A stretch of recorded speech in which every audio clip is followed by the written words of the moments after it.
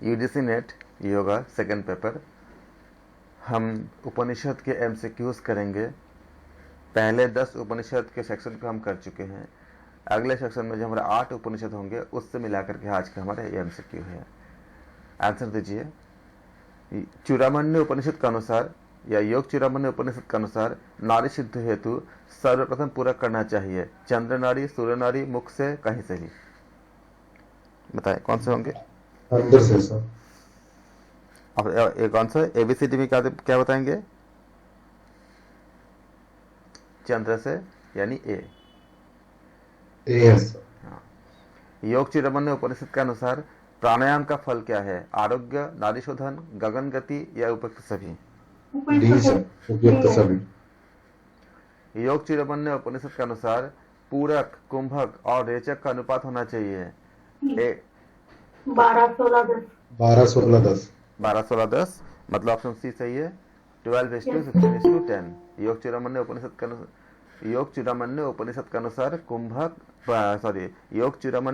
अनुसार पूरक, कुंभक और रेचक का अनुपात 12:16:10 के अनुपात में होना चाहिए।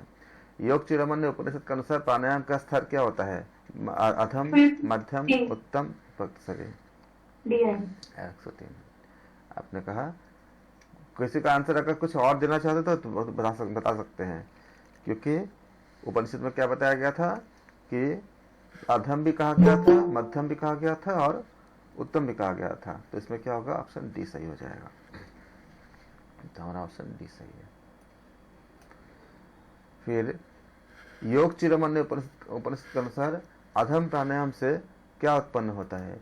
योग चूड़ामणि उपनिषद के अनुसार अधम प्राणायाम से उत्पन्न होता है स्वेद, कंपन, वायु निरोध, उपयुक्त में से कोई नहीं। वायु निरोध आएगा सर। ऑप्शन कंपन आएगा, वायु निरोध है। कौन सा आएंगे बताइए? वायु निरोध आएगा। वायु निरोध आएगा सर। अधम प्राणायाम है, स्वेद आएगा। स्वेद आएगा, स्वेद आता है, पसीना आता है। योग चूड़ामणि उपनिषद के अनुसार अधम प्राणायाम में क्या उत्पन्न होती है? स्वेद उत्पन्न होती है। योग चूड़ामणि उपनिषद के अनुसार प्राण विद्या है पराविद्या, अपराविद्या, प्राण विद्या, इनमें से कोई नहीं। सर प्राण विद्या। योग चूड़ामणि उपनिषद के अनुसार प्राण विद्या क्या होता कोई है? नहीं आएगा आई थिंक सो, क्योंकि सर परा अपरा तो मुंडक नहीं है उसमें। हाँ क्या बताएंगे कौन सा उसमें मिलेंगे? एक तो सी आएगा तो डी आएगा सर, फिर भी दो। सर सी ही आएगा जब प्राण विद्या। योग चूड़ामणि उपनिषद के अनुसार प्राण विद्या क्या होता है? आपका प्राण विद्या ही होता है, अपरा विद्या नहीं होता, अपरा विद्या नहीं होता। योग चूड़ामणि उपनिषद में निम्न भोजन को त्यागने का निर्देश है? कटु, अम्ल, लवण, उपयुक्त सभी? इसीलिए हम एमसीक्यूज बनाते हैं। आप लोग एमसीक्यूज को कलेक्ट करके इसको लीव मत कर दीजिएगा। ग्रुप पे जब रिकॉर्डिंग होती है उसको बार बार रिपीट करके सुनिएगा तो आपका पूरा बन जाएगा। लगभग इसी में से क्वेश्चंस आएंगे। इसीलिए की जाती है कि आपको रिपीटेशन बार बार आप जब भी समय मिले या दूसरे काम करते हुए भी इसको सुनेंगे तो आपको बहुत मतलब हेल्प मिलेगा। लगभग सारा क्वेश्चन इसमें हमने इंक्लूड किए हैं। योग चूड़ामणि उपनिषद के अनुसार योगी को होना चाहिए ब्रह्मचारी, मिताहारी। योग परायण, उपयुक्त सभी। तो क्या हो जाएगा? उपयुक्त सभी। योग चूड़ामणि उपनिषद में वर्णन है चतुरंग योग, षडंग योग, सप्तांग योग, अष्टांग योग। षडांग योग सर। योग चूड़ामणि उपनिषद में विभिन्न योगांगों का योग चूड़ामणि उपनिषद में विभिन्न योगांगों का वर्णन किया गया है अभ्यास सहित, फल सहित, क्रम सहित, उपयुक्त सभी। उपयुक्त सभी। योग चूड़ामणि उपनिषद में निम्न बंध की चर्चा की गई है? उद्यान बंध, जालंधर बंध, मूल बंध, उपयुक्त सभी। योग चूड़ामणि उपनिषद के अनुसार जालंधर बंध से नाश होता है सभी दुखों का, सभी कष्टों का, उपयुक्त दोनों या इनमें से कोई नहीं? बिल्कुल। योग चिरमन्य उपनिषद मानता है इस बंध को 100 बार करने से वृद्ध भी युवा हो जाता है। मूल बंध, जालंधर बंध, उड्डयन बंध, ये सारे उपयुक्त सभी। उड्डयन बंद। उड्डयन बंद सर, सी। मूल बंध। मूल बंद आएगा सर। योग चिरमन्य उपनिषद के अनुसार योग चिरमन्य उपनिषद के अनुसार इस बंध को, मूल बंध को 100 बार करने से, याद कीजिए हमने जब चर्चा किए थे, एक को 100 बार करने से वृद्ध भी युवा हो जाते हैं। योग चिरामन्य उपनिषद के अनुसार खेचरी मुद्रा समाप्ति होती है, किसमें होती है? रोग एवं मरण, निद्रा एवं क्षुधा, मूर्छा, योग सभी। डी सर, उपयुक्त सभी।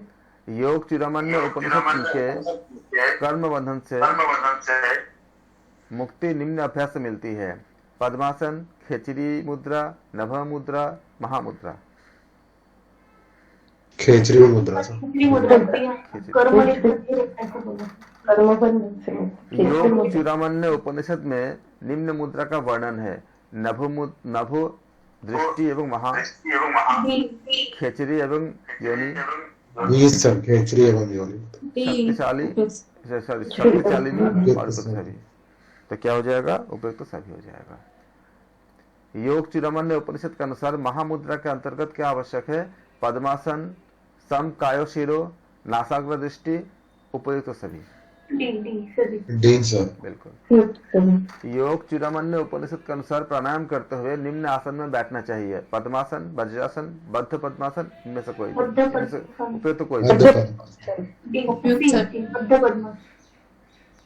क्या हो जाएगा? बद्ध पद्मासन।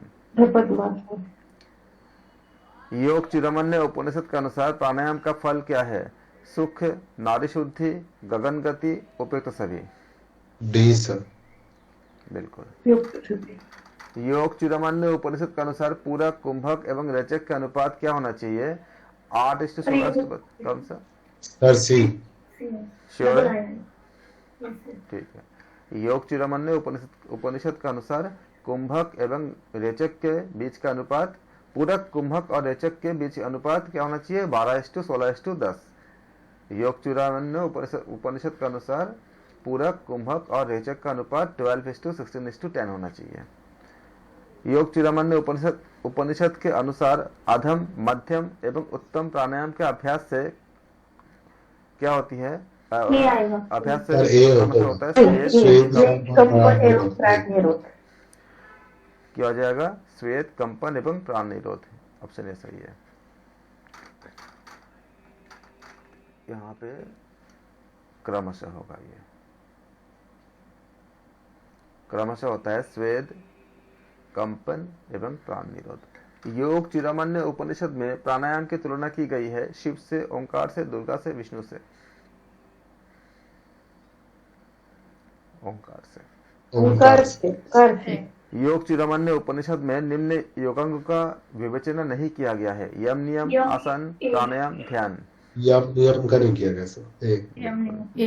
योग चिरामन्य उपनिषद के अनुसार अभ्यास के फल संबंधी सही युग्म क्या है? आसन, रुजि हनन, प्राणायाम, पातक हनन, प्रत्याहार, मनोविकार हनन, उपयुक्त सभी। सर डी, उपयुक्त सभी। बिल्कुल सही।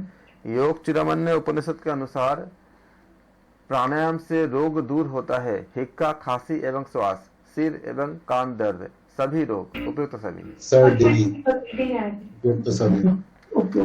बिल्कुल सही। योग चिरामन्य उपनिषद के अनुसार नाद सिद्धि होती है आसन से, मुद्रा से, प्राणायाम से, उपयुक्त कोई नहीं। सर प्राणायाम से। बिल्कुल प्राणायाम से। नाद सिद्धि किससे होती है? प्राणायाम से होती है। योग चिरामन्य उपनिषद के अनुसार समाधि से निम्न कर्म बंधन समाप्त हो जाते हैं: शुभ, अशुभ, शुभ, अशुभ, इनमें से कोई नहीं। और उपयुक्त कोई नहीं। शुभ और अशुभ। शुभ अशुभ कर्मों के बंधन समाप्त हो जाते हैं। त्रिशिखी ब्राह्मण उपनिषद में वर्णन है अष्टांग योग का, कर्म योग का, ज्ञान योग का, सभी। अष्टांग योग। त्रिशिखी ब्राह्मण उपनिषद में अष्टांग योग, कर्मयोग, ज्ञान योग तीनों का वर्णन है। मैं बोलता हूँ क्वेश्चन को अच्छे से पढ़ो, उसके बाद एकदम हो जाते हैं तो याद नहीं आता जल्दी। यही तो एग्जाम में भी चाहिए, तभी तो बोला मैंने। आज क्या बोला कि समराइज कीजिए। अगले बार से हमें रेडी, अगले बार से धीरे धीरे हम कुछ बताएंगे नहीं कि कौन से आपको टॉपिक पे हम बात करेंगे। आप सब कुछ रेडी रखो, क्योंकि एग्जाम एकदम सामने आ रही है, पास आ रही है। अभी तो मैं किसी का नाम नहीं बता रहा हूँ, मैं नाम भी बताऊंगा कि किसको करने के लिए। आप सबको ही रेडी रखो, अपना अपना कंटेंट, अपना अपना नोट्स। जब भी कुछ बोलने के लिए कहा जाए आप बोलो, समराइज करो अपना जो भी नोट्स जो भी आपने लिखे हैं, तब ये सब गलतियां नहीं होंगे। योग तत्व उपनिषद में निम्न योग पद्धति की चर्चा है। मंत्र, लय, हठ एवं राज उपयुक्त सभी।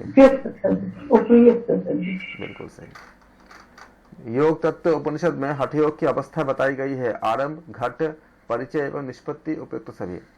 ये सब उपयुक्त सभी। योग तत्व उपनिषद के अनुसार मातृकादि मंत्र जप से सिद्धि प्राप्त होती है। 1 वर्ष में, 8 वर्ष में, 12 वर्ष में, 20 वर्ष में। कितने वर्ष में? 12 बताइए। बिल्कुल। योग तत्व उपनिषद के अनुसार मातृकादि मंत्र जप से सिद्धि 12 वर्ष में सिद्धि प्राप्त होती है। योग तत्व उपनिषद के अनुसार मातृकादि मंत्र जप से प्राप्ति होती है। अनिमादि सिद्धियों की, योग की, ज्ञान की उपयुक्त सभी। उपयुक्त सभी। योग तत्व उपनिषद के अनुसार निम्न योग के अभ्यास से अधम भी योगी हो जाता है। मंत्र योग, लय, हठ, राज। मंत्र योग के लिए मंत्र योग बिल्कुल सही। योग तत्व उपनिषद के अनुसार लय योग की प्रक्रिया है। देह लय, चित्त लय, जीव लय, विलय। चित्त लय होगा। योग तत्व उपनिषद में प्राणायाम को कहा गया है। प्राण निरोध, प्राण संरोध, प्राण संयम, प्राणायाम। प्राण संयम। प्राण संयम। योग तत्व उपनिषद में निम्न के ध्यान का निर्देश है। हरि, शिव, देवी, काली। हरि का वर्णन है। योग तत्व उपनिषद में ध्यान के निर्देश हरि है। योग तत्व उपनिषद में शरीर के निम्न स्थान पर ध्यान करने का निर्देश दिया गया है। भ्रूमध्य, हृदय प्रदेश, कंठ प्रदेश, कटि प्रदेश। भ्रूमध्य। योग तत्व उपनिषद में शरीर अगर भ्रूमध्य स्थान पर ध्यान करने का निर्देश दिया गया है। योग तत्व उपनिषद में समाधि को कहा गया है। समतावस्था, ज्ञानावस्था, विज्ञानावस्था, विलयावस्था। समतावस्था। योग तत्व उपनिषद में निम्न मुद्रा का निर्देश है। महाभेद, खेचरी, उपयुक्त सभी। तो योग तत्व उपनिषद में महामुद्रा, महाभेद, खेचरी इन सब का वर्णन है, तो उपयुक्त सभी हो जाएगा। योग तत्व उपनिषद में निम्न बंध का निर्देश है। मूल बंध, उड्डयन बंध, जालंधर एवं महाबंध उपयुक्त सभी। हाँ, ऐसा है, सही है। उपयोगी योग तत्व उपनिषद में क्या बताया गया था? मूल बंध भी, उड्डयन बंध भी, जालंधर बंध भी बताया गया है और महाबंध भी बताया गया है। तो क्या हो जाएगा हमारा? डी हो जाएगा। योग तत्व उपनिषद में निर्देश है वज्रौली, अमरौली, सहजौली उपयुक्त सभी। उपयुक्त सभी। बिल्कुल, वज्रौली भी है, अमरौली भी है और सहजौली भी है योग तत्व उपनिषद में। योग तत्व उपनिषद में निर्देश है सिद्धांत श्रवण का, दीर्घ प्रणव संधान का, तत्व ज्ञान का उपयुक्त सभी। हाँ जी, योग तत्व परिषद में सिद्धांत श्रवण का, दीर्घ प्रणव संधान का और तत्व ज्ञान का सारे का निर्देश है, तो सभी हो जाएगा। योग तत्व उपनिषद के अनुसार मुख्य यम क्या है? अहिंसा, लघ्वाहार, सत्व, ब्रह्मचर्य।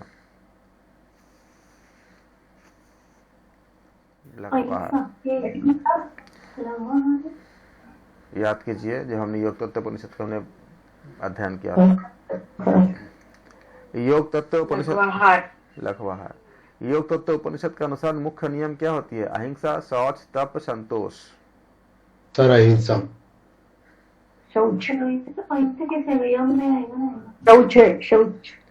मैंने बताया ग्रंथों के नाम को देखो। योग तत्व उपनिषद के अनुसार क्या होता? अहिंसा, सही है। शौच, तप, संतोष उसमें नहीं था, अहिंसा। योग तत्व उपनिषद के अनुसार आसन करना चाहिए।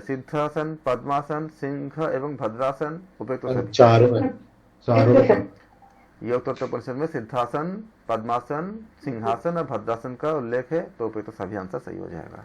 और पिछली बार क्वेश्चन था ये। तभी देखो, क्योंकि तभी तो करा रहा हो कि सबको रिवीजन हो जाए अच्छे से, और जो लोग नहीं किए हैं वो अच्छे से कीजिए, तभी आप लोगों सबको, ताकि क्योंकि मुझे भी, मैं भी समझता हूँ कि बहुत सारे उपनिषद है, तो हम एक लंबी से कंटेंट बना रहे हैं कि आप इसको वीडियो को बार बार सुनोगे तो भी आपका रिवीजन हो जाएगा, उस वैसे हम मकसद से कर रहे हैं ताकि आपको एक साथ सारे चीज़ एक साथ मिल जाए और अच्छे से आपका रिवीजन बन जाए। योग तत्व उपनिषद के अनुसार मुख्य यम क्या है? आलस्य एवं कथन, धूर्त, गोष्ठी एवं लौल्य, स्त्री संग, धातु एवं मृगतृष्णा, उपयुक्त सभी। उपयुक्त सभी सब। योग तत्व उपनिषद में मुख्य यम में आलस्य एवं कथन और धूर्त, गोष्ठी एवं लौल्य, स्त्री संग, धातु एवं मृगतृष्णा, इन सबों को आपको बताया गया है कि ये इसका हमें त्याग करना चाहिए। कथन का अर्थ क्या होती है? कत्था खाना, कथक करना, डिंग मारना। लौल्य का अर्थ क्या होता है? चंचलता, लौल्य मोह या काम, चंचलता। तो लौल्य का अर्थ होता है चंचलता होता है। योग तत्व उपनिषद के अनुसार प्राणायाम हेतु उपयुक्त आसन क्या होती है? पद्मासन, सिंहासन, सिद्धासन, भद्रासन। योग तत्व उपनिषद के अनुसार प्राणायाम हेतु महत्वपूर्ण आसन क्या था? पद्मासन था। ग्रंथों के नाम याद रखिएगा उसके अकॉर्डिंग। योग तत्व उपनिषद के अनुसार वर्जित भोजन क्या होता है? लवण, उष्ण, रुक्ष एवं तीक्ष्ण।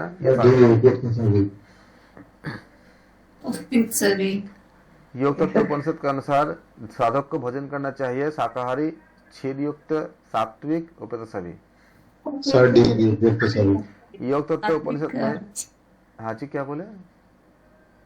उसमें सारे बताया गया है, शाकाहारी भी है, क्षार युक्त, छीद, इसमें क्षार होगा, इसमें एक्चुअली बेस होता है ये क्षार युक्त होगा सर, वो चीज शाकाहारी और सात्विक को याद था, इसीलिए कुछ तो इसमें और बताया जो गया था, इसमें एक्चुअली क्षार युक्त है।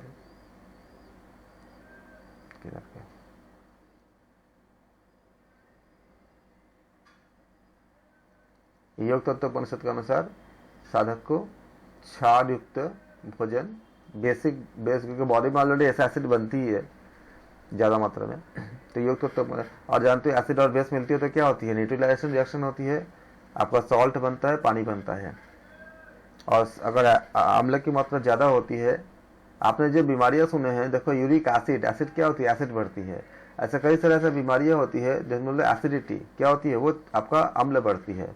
कभी ऐसा सुना है कि का रेशियो कहा गया सर इसका? हाँ, बेस और एसिड का। हाँ, ताकि आपका जो बॉडी जो कम बनाती है, मतलब बॉडी का जो आपका जो जितना भी रेशियो है वो बैलेंस हो सके और शरीर आपका संतुलित रहे।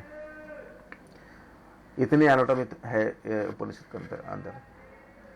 योग तत्व उपनिषद में साधक हेतु राजसी भोजन क्या माना गया है? वर्जित, उपयुक्त, आवश्यक, उपयुक्त से कोई नहीं।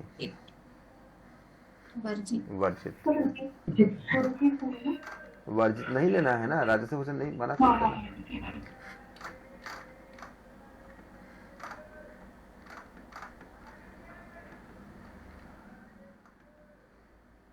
योग तत्व उपनिषद के अनुसार प्राणायाम के अभ्यास में होता है कंपन, स्वेद, सामर्थ्य वर्धन, उपयुक्त सभी। बिल्कुल। योग तत्व उपनिषद के अनुसार प्राणायाम के अभ्यास से निम्न में कमी होती है: मूत्र, निद्रा, पसीने में दुर्गंध, उपयुक्त सभी। योग तत्व उपनिषद के अनुसार निरंतर कुंभक से अविलंब सिद्ध होता है: प्रत्याहार, ध्यान, समाधि, उपयुक्त से कोई नहीं।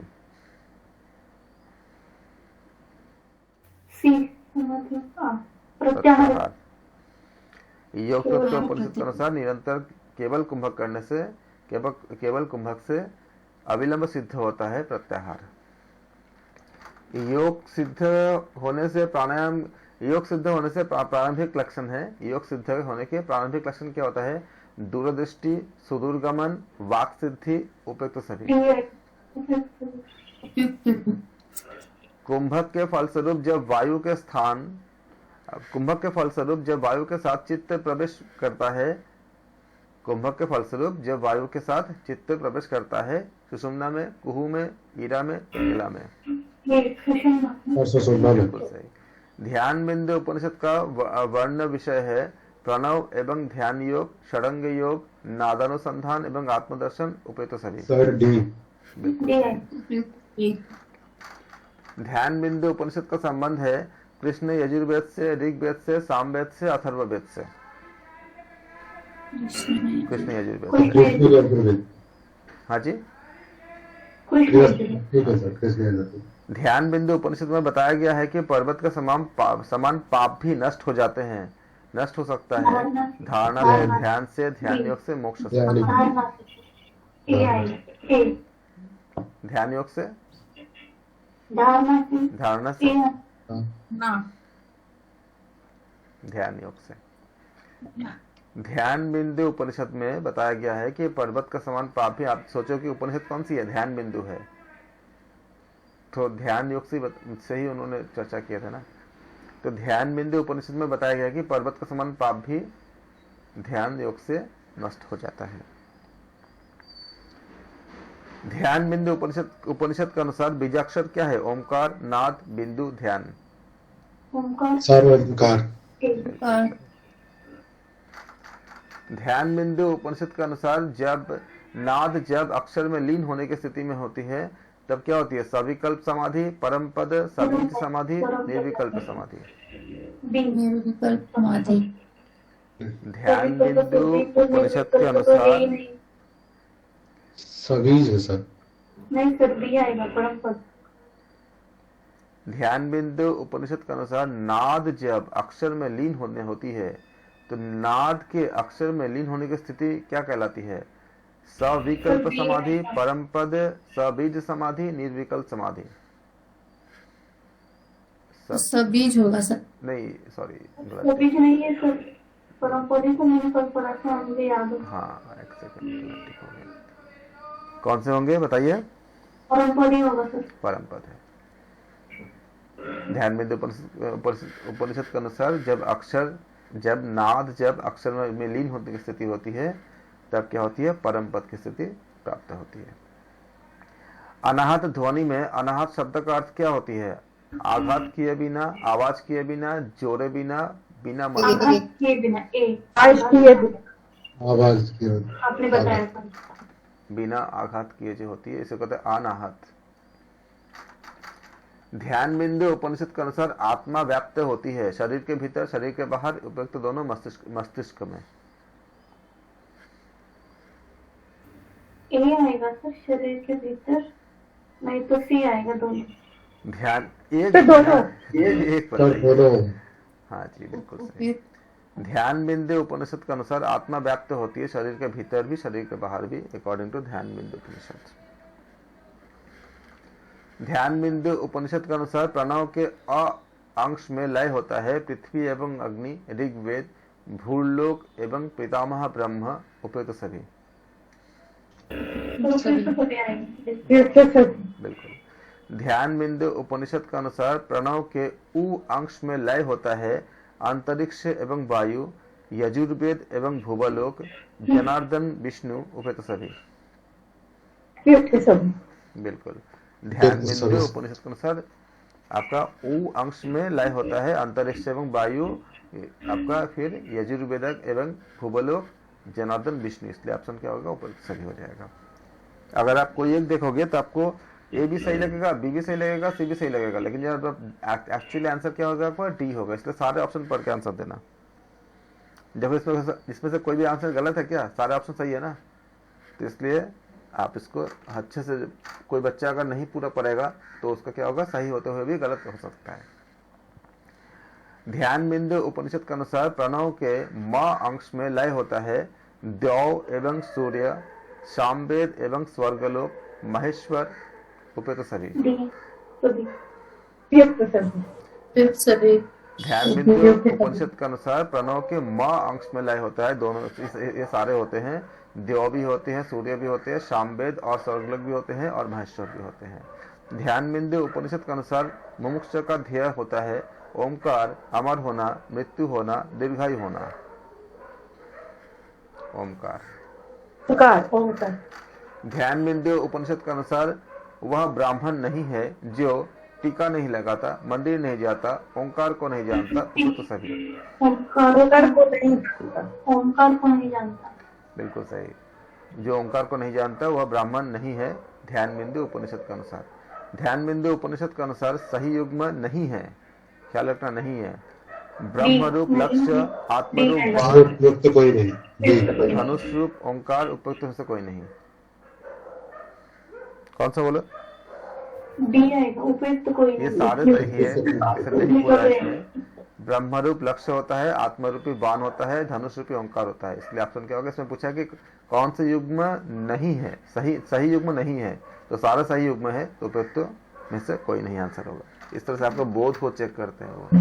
ध्यान बिंदु उपनिषद के अनुसार सभी देव उत्पन्न हुए हैं अग्नि से, ओंकार से, आकाश से। ओंकार से हुए हैं। तो ध्यान बिंदु उपनिषद के अनुसार सभी देव उत्पन्न हुए हैं ओंकार से। ध्यान बिंदु उपनिषद के अनुसार ओंकार से उत्पन्न हुआ है भू, भुव, स्व, सभी। हाँ, क्योंकि हमने पढ़ा था कि भू, भुव और स्व ये सारे ध्यान बिंदु उपनिषद के अनुसार ओंकार से ही उत्पन्न हुआ लोक है। ध्यान बिंदु उपनिषद के अनुसार ओंकार जप का फल क्या होती है? पाप दहन, अक्षय रूप, संपत्ति, मोक्ष, बिल्कुल। ध्यान बिंदु उपनिषद के अनुसार ओंकार जप का फल होती है पाप दहन भी होती है, अक्षय रूप संपत्ति भी होती है, मोक्ष भी होती है। ध्यान बिंदु उपनिषद के अनुसार ओंकार का जप किया जा सकता है ह्रस्व, दीर्घ, लुप्त, उपयुक्त सभी। बिल्कुल। ध्यान बिंदु उपनिषद के अनुसार ओंकार का जप किया जा सकता है ह्रस्व, दीर्घ और लुप्त तीनों में। तो यह क्या होता है? आपके उपयुक्त सभी आंसर सही हो जाएगा। ध्यान बिंदु उपनिषद के अनुसार अविच्छिन्न प्रणव जप करने वाला व्यक्ति अश्राव्य का सुन लेता है, वेदों को जानता है, ब्राह्मण होता है, उपयुक्त सभी। बिल्कुल। ध्यान बिंदु उपनिषद के अनुसार अविच्छिन्न प्रणव जप करने वाला व्यक्ति अश्राव्य का सुन लेता है, वेदों को जानता है, ब्राह्मण होता है। इसलिए आपको तो सभी सही होगा। ध्यान बिंदु उपनिषद के अनुसार ईश्वर है अंगुष्ठ मात्र, आकार युक्त, तेजोमय एवं स्थिर, ओंकार रूपी, उपयुक्त सभी। हाँ, बिल्कुल। ध्यान बिंदु उपनिषद के अनुसार ईश्वर है अंगुष्ठ मात्र, आकार युक्त भी है, तेजोमय एवं स्थिर भी है, ओंकार रूपी भी है। इसलिए उपयुक्त सभी सही है। ध्यान बिंदु उपनिषद के अनुसार सही युग्म नहीं है पूरक ब्रह्मा, कुंभक विष्णु, कुंभक शिव और रेचक रुद्र।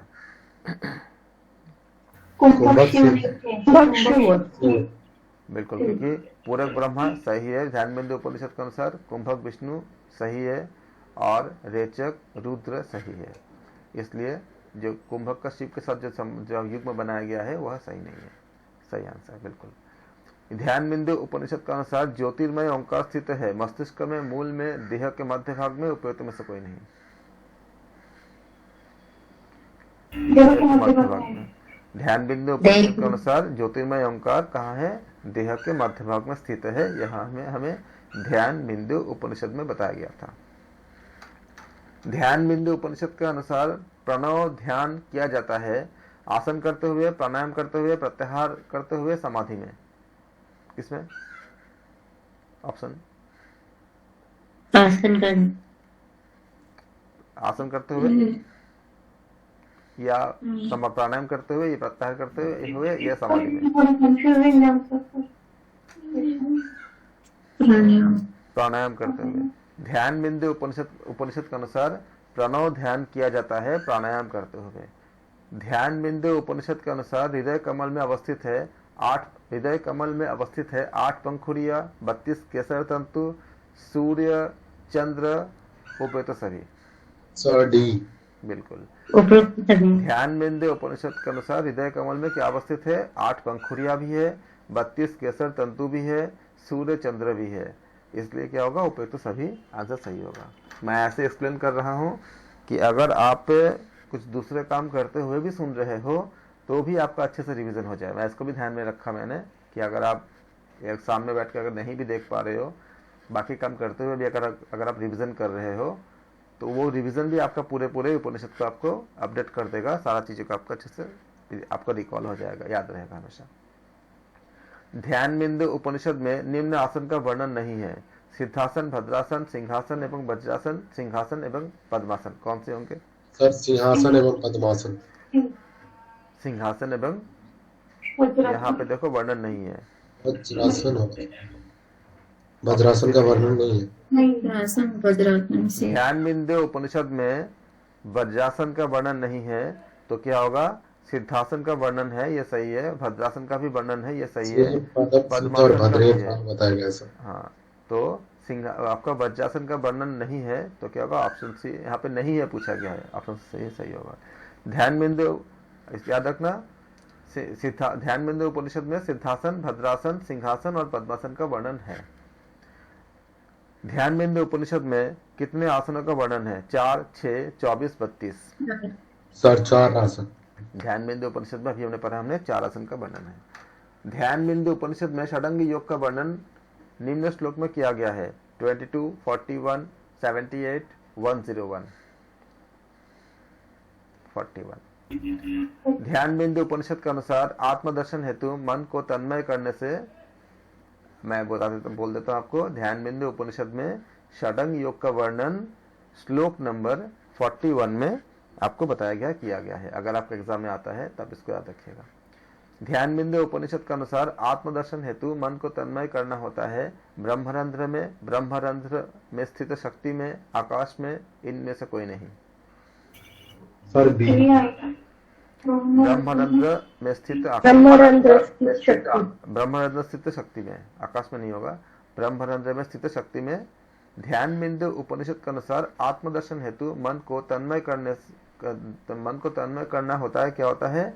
ब्रह्मरंध्र में स्थित शक्ति में। ये ऑप्शन सही है। ध्यान बिंदु उपनिषद के अनुसार नाद बिंदु महेश्वर का स्थान क्या है? ब्रह्मरंध्र में, आकाश में, कपाल में, इनमें से कोई नहीं। ब्रह्मरंध्र में। ध्यान बिंदु उपनिषद के अनुसार नाद बिंदु महेश्वर का स्थान ब्रह्मरंध्र में है।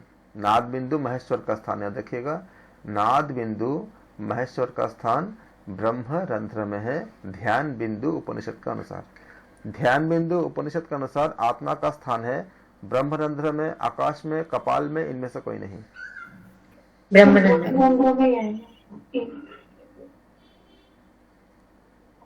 कपाल में। ध्यान बिंदु उपनिषद के अनुसार आत्मा का स्थान कहाँ पे बताया गया था? कपाल में। ध्यान बिंदु उपनिषद के अनुसार आत्मदर्शन होता है यम नियम द्वारा, आसन द्वारा, प्राणायाम द्वारा, नादानुसंधान द्वारा। बिल्कुल। ध्यान बिंदु उपनिषद के अनुसार आत्मदर्शन नादानुसंधान के द्वारा होता है। नादानुसंधान का वर्ण विषय क्या है? हंस विद्या, ओंकार, नादानुसंधान, उपयुक्त सभी। बिल्कुल। नाद बिंदु उपनिषद का वर्ण विषय क्या होती है? हंस विद्या भी है, ओंकार भी है, नादानुसंधान भी है, इसलिए क्या हो जाएगा? उपयुक्त सभी आंसर सही हो जाएगा। नाद बिंदु उपनिषद का संबंध किस वेद से है? ऋग्वेद, सामवेद, यजुर्वेद, अथर्ववेद। ऋग्वेद से। बिल्कुल। नाद बिंदु उपनिषद का संबंध ऋग्वेद से है, तो ऑप्शन ए सही हो जाएगा। नाद बिंदु उपनिषद के अनुसार ओंकार की तुलना निम्न में से किससे की गई है? हंस, पक्षी, हिरण, वायु, वाकार। बिल्कुल। नाद बिंदु उपनिषद के अनुसार ओंकार की तुलना हंस पक्षी से किया गया है, याद रखिएगा। नाद बिंदु उपनिषद के अनुसार ओंकार की कलाएं कितनी है? 12, 24, 32। 12। नाद बिंदु उपनिषद के अनुसार ओंकार की कलाएं कितनी है? 8, 12, 24, 32। तो ऑप्शन क्या हो जाएगा आपका? आपका बोला 12 कलाएं होती है। 12 घोषणा, घोषण, बिंदु, मात्रा, पतंगी, ये सब 12 कलाएं। तो क्या बोलेगा? ऑप्शन क्या हो जाएगा आपका? 12। 24 नहीं होगा?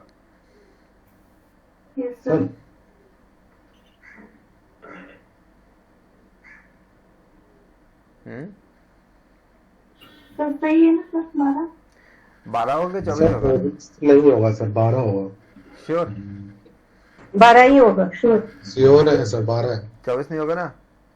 नहीं नहीं। सर 12। नाद आप बिंदु कंप्यूटर उपनिषद पे गए।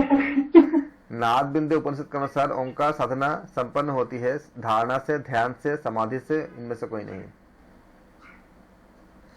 सर डी है, डी है। हमारे तीनों से जानने की बात की गई है। नाद बिंदु उपनिषद के अनुसार ओंकार साधना किसे संपन्न होती है? धारणा से होती है, ध्यान से होती है, समाधि से होती है, इनमें से सारे। सर सभी से। तो सभी। ठीक है। नाद बिंदु उपनिषद में ओंकार की साधना संपन्न होने के बारे में बताया गया है। धारणा से भी होती है, ध्यान से भी होती है, समाधि से भी होती है, तो सभी सही हो जाएगा। नाद बिंदु उपनिषद के अनुसार परब्रह्म क्या है? शुद्ध, व्यापक, निर्विशेष, उपयुक्त सभी। सर डी उपयुक्त सभी। बिल्कुल। नाद बिंदु उपनिषद के अनुसार परब्रह्म क्या है? शुद्ध भी है, व्यापक भी है, निर्विशेष भी है और उपयुक्त सभी भी है, इसलिए उपयुक्त सभी आंसर सही होगा। नाद बिंदु उपनिषद के अनुसार जगत का उपादान कारण क्या है? ब्रह्म, जीव स्वयं, जगत, ब्रह्म सर। ब्रह्म। नाद बिंदु उपनिषद के अनुसार जगत को उपादान का कारण क्या है? ब्रह्म है।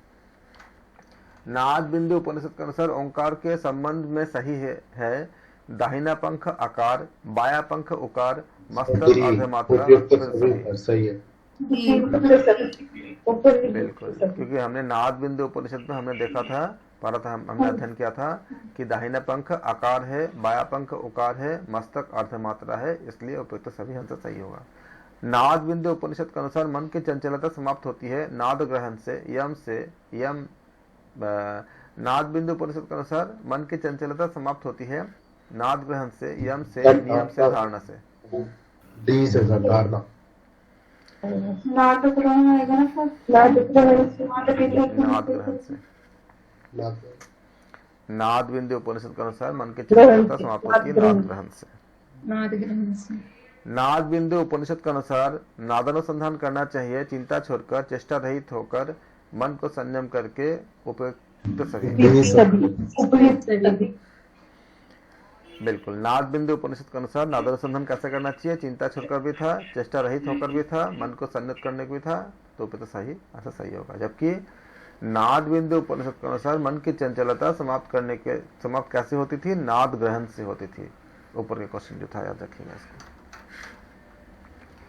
नाद बिंदु उपनिषद के अनुसार नादानुभाव के फलस्वरूप मन हो जाता है निःशब्द, चंचल, अशांत, उपयुक्त। नाद बिंदु उपनिषद के अनुसार नादानुभव के फलस्वरूप मन निःशब्द हो जाता है। नाद बिंदु उपनिषद के अनुसार प्रणववाद के उपरांत साधक विनिर्मुक्त हो जाता है जागृत अवस्था से, स्वप्नावस्था से, सुषुप्ति अवस्था से, उपयुक्त सभी। बिल्कुल, क्योंकि हमने क्या देखा था? नाद बिंदु उपनिषद के अनुसार प्रणववाद के उपरांत साधक विनिर्मुक्त होता है किससे? जागृत अवस्था से, स्वप्नावस्था से, सुषुप्ति अवस्था से, इसलिए क्या होगा आंसर? उपयुक्त सही हो जाएगा। नाद बिंदु उपनिषद के अनुसार उन्मनी अवस्था के बाद साधक को अनुभव होता है शीत की, उष्ण की, सुख दुख का, इनमें से कोई नहीं। बिल्कुल। नाद बिंदु उपनिषद के अनुसार उन्मनी अवस्था में ये सारे कुछ भी नहीं होता है, ना तो शीत होता है, ना उष्ण होता है, ना सुख दुख होता है, इनमें से कोई नहीं। नाद बिंदु उपनिषद के अनुसार विदेह मुक्ति हेतु आवश्यक है प्राण की स्थिरता, देह की दासता, सविकल्प समाधि, इनमें से कोई नहीं। सर सी। प्राण की स्थिरता। नाद बिंदु उपनिषद के अनुसार विदेह मुक्ति हेतु आवश्यक है प्राण की स्थिरता। योग राज उपनिषद के अनुसार या योग राज उपनिषद में निम्न पद्धति की चर्चा है मंत्र योग की, लय योग की, हठ योग एवं राज योग की, उपयुक्त सभी। बिल्कुल। योग राज उपनिषद में हमने देखा था कि क्या था इसमें? मंत्र योग था, लय योग था, हठ योग था, इसलिए हमारा आंसर क्या हो जाएगा इसमें? उपयुक्त सभी जो हमने अध्ययन किया था राजयोग के अनुसार। तो राजयोग के अनुसार योग की, उसमें निम्न पद्धति की चर्चा की गई है। चारों सबकी की गई थी, मंत्र योग के भी, लय योग के भी, हठ योग अगर राजयोग के भी। तो राजयोग, योगराज उपनिषद के अनुसार बात कर रहे हैं। योगराज उपनिषद के अनुसार मानव शरीर में चक्र कितने हैं? 6, 7, 8, 9। 9 चक्र है सर। हमने देखा 8 था है। इसमें 8 नहीं है, 9 चक्र है। 9 चक्र बताया गया था ना, किसमें? योगराज उपनिषद में। सर लय योग के अंतर्गत बताया गया था 9 चक्र। योगराज उपनिषद में निम्न की चर्चा प्राप्त होती है: 9 चक्र की, ध्यान प्रक्रिया की, ध्यान फल की, उपयुक्त सभी। योगराज उपनिषद में हम देखे थे, हमने 9 चक्र की भी बात की गई थी, ध्यान प्रक्रिया की भी बात की गई थी, ध्यान फल की भी बात की गई थी। योगराज उपनिषद के अनुसार स्वयंभू लिंग इस चक्र में स्थित होती है। किसमें? मूलाधार में, स्वादिष्ठान में, नाभि में, उपयुक्त कोई नहीं। सर ए मूलाधार। योग राज उपनिषद के अनुसार स्वयंभू लिंग किस में स्थित होते हैं? स्वादिष्ठान में। स्वयंभू लिंग था ना। योग राज उपनिषद के अनुसार स्वयंभू लिंग है पूर्वाभिमुख, पश्चिमाभिमुख, उत्तराभिमुख, दक्षिणाभिमुख। मैंने कल पढ़ा था, मुझे याद है। Very good. योग राज उपनिषद के अनुसार स्वयंभू लिंग किधर है? पश्चिमाभिमुख है। योग राज उपनिषद के अनुसार जगत इस चक्र में स्थित है: मूलाधार चक्र, स्वादिष्ठान चक्र, नाभि चक्र, कंठ चक्र। नाभि चक्र। नाभि चक्र। नाभि चक्र में जगत। योग राज उपनिषद के अनुसार जगत नाभि चक्र में स्थित है। हमने इतने बात भी जब हमने किया था, कितने बताया था कि बच्चे जब आपका माँ के पेट में होता है, नाभि से सारा चीज होती है। तो हमने ये बताया था कि मणिपुर चक्र का संबंध नाभि से होता है, इसलिए सारा हमारे जो कपालभाति इतने अच्छे एफर्ट करता है, नाभि से ओम का उच्चारण होती है। बहुत सी बातें बताया तो था आपको योगराज उपनिषद के अनुसार जब हम बात कर रहे थे। नाभि चक्र पर ध्यान करके साधक शक्ति प्राप्त करता है: निम्न, मध्य, उच्च, उच्चतम।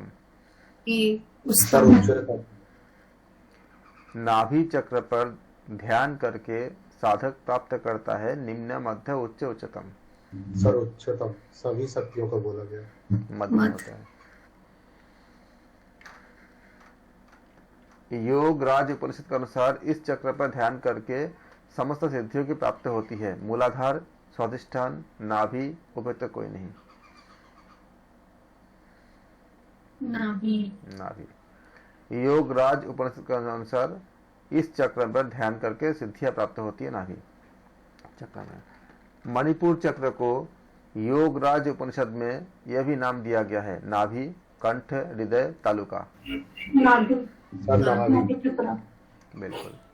ये मणिपुर चक्र को योगराज उपनिषद में नाभि का नाम दिया गया है।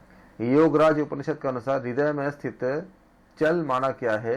हृदय, चल, अनाहत चक्र, अधोमुख, अधोमुख या उपयुक्त सभी।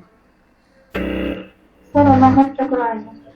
चक्र नहीं होगा क्योंकि वो तो मूलाधार की जगह। योग राज उपनिषद के अनुसार हृदय में स्थित चल माना गया है: हृदय, चल, बिल्कुल, अधोमुख। अधोमुख कैसे होगा? आप पर बोला है श्लोक में नीचे की तरफ। हाँ, वो कमल का भी क्या? आप देखना, पूरा पढ़ना दोबारा। योगराज उपनिषद की तरफ बताया गया ना। हाँ। योगराज उपनिषद के अनुसार निम्न चक्र पर ध्यान करने से संपूर्ण जगत बस में हो जाता है: मूलाधार, नाभि, हृदय, कंठ। हृदय चक्र। योगराज उपनिषद के अनुसार हृदय में हृदय चक्र पर ध्यान करने से संपूर्ण जगत बस में होते हैं। आप ऐसा भी नॉर्मल वैसे याद रखने के लिए आप क्या करते हो? किसी को अगर प्यार करते हो, किसी से हम बोलते हैं ना दिल से या हृदय से प्यार करते हैं, तो क्या होती है वो आपके, जब माँ जब एक बच्चे को प्यार करती है तो क्या बोलती है? हम उसको उस मतलब सीने से लगा लेती है। तो इन सब से आप अपने इन सब ये सारे जो हमें ये दर्शाता है कि हमारे जो भावनाओं का केंद्र है हृदय के तरफ दर्शाता है, काफी हद तक दर्शाता है। जो व्यक्ति उपनिषद नहीं भी पढ़ता है तो भी अगर हम उसके क्रियाकलापों को अगर देखते हैं तो हम देखेंगे कि उसका हृदय से संबंध होता है। और अगर कभी कुछ बहुत दुख या बहुत सुख होती है तो अगर आप नोटिस करोगे तो शरीर का कौन सा हिस्सा इफेक्ट किया तो आपको हृदय में, मुझे तो मिलती है, मैंने देखा कि मेरे अंदर ऐसा फील आता है पहले, सबसे पहले। और अगर आप मतलब अलग अलग समय पे अलग अलग अनुभव से ये दिखती है, और जो ग्रंथों में भी कुछ जगह बताई भी गई है कि हृदय का संबंध होती है। हम किसी को अगर ऐसा छोटा बच्चा, माँ उसको क्या बोलते, सीने से लगा लेते हैं। कपाल से क्यों नहीं लगाते, माथे से क्यों नहीं लगाते, सीने से क्यों लगाते हैं?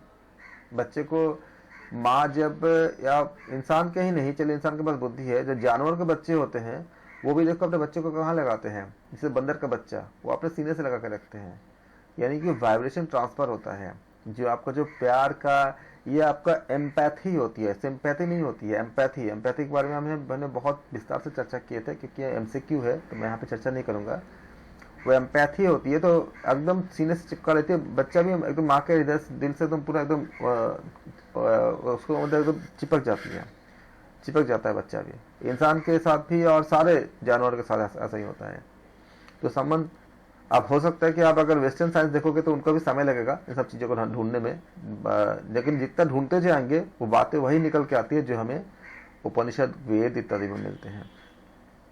तो योग राज उपनिषद के अनुसार हृदय चक्र पर ध्यान करने से संपूर्ण जगत बस में हो जाता है। जगत बस में होने का अर्थ हम यहाँ पे एक्सप्लेन नहीं कर रहे हैं, हम खाली बता रहे हैं कि याद रखने के लिए आप इसको अगर ऐसे कनेक्ट करोगे तो भूलोगे नहीं, एग्जाम में आपको याद करने में सुविधा होती है।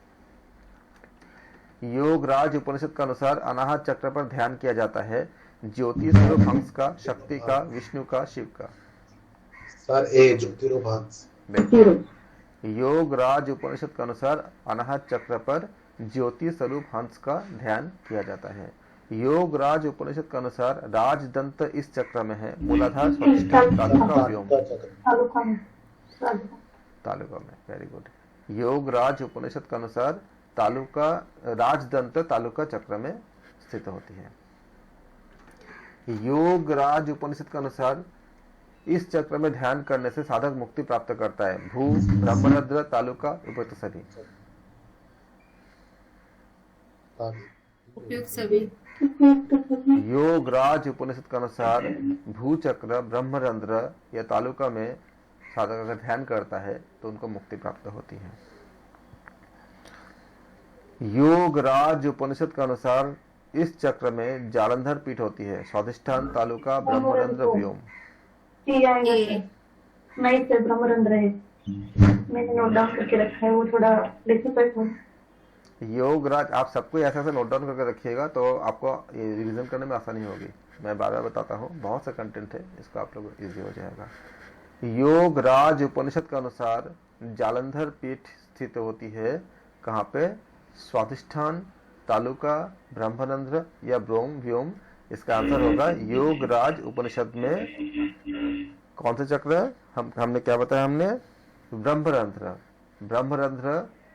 चक्र में जालंधर पीठ स्थित होते हैं। ऑप्शन सी सही होगा। सर इसमें बाकी के भी मैं एक बार बोल दूं, मैंने नोट डाउन किया है तो बता दीजिए, बताइए।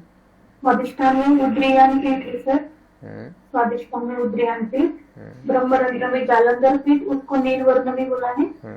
व्योम चक्र जिसमें 16 दल है उसको पूर्णगिरि पीठ बोला है। व्योम चक्र पूर्णगिरि पीठ।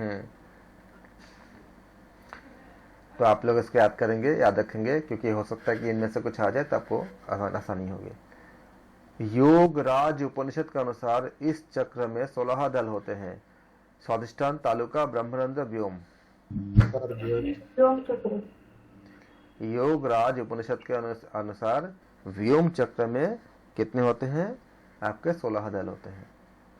ऑप्शन डी व्योम सही है, डी ऑप्शन सही है। योग राज उपनिषद के अनुसार इस चक्र पर ध्यान करने से जगत प्रपंच से मुक्ति होती है।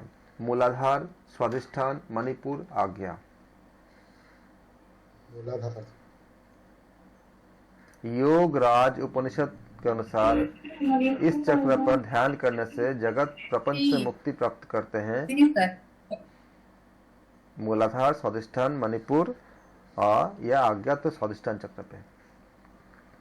योगराज उपनिषद के अनुसार स्वादिष्ठान चक्र पर ध्यान करने से जगत प्रपंच से मुक्ति प्राप्त होती है।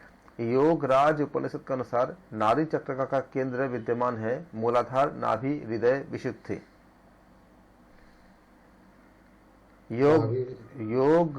योग राजोपनिषद के अनुसार नाभि चक्र का केंद्र होती है अनुसार आपका नाभि नाड़ी चक्र का केंद्र विद्यमान है किसमें?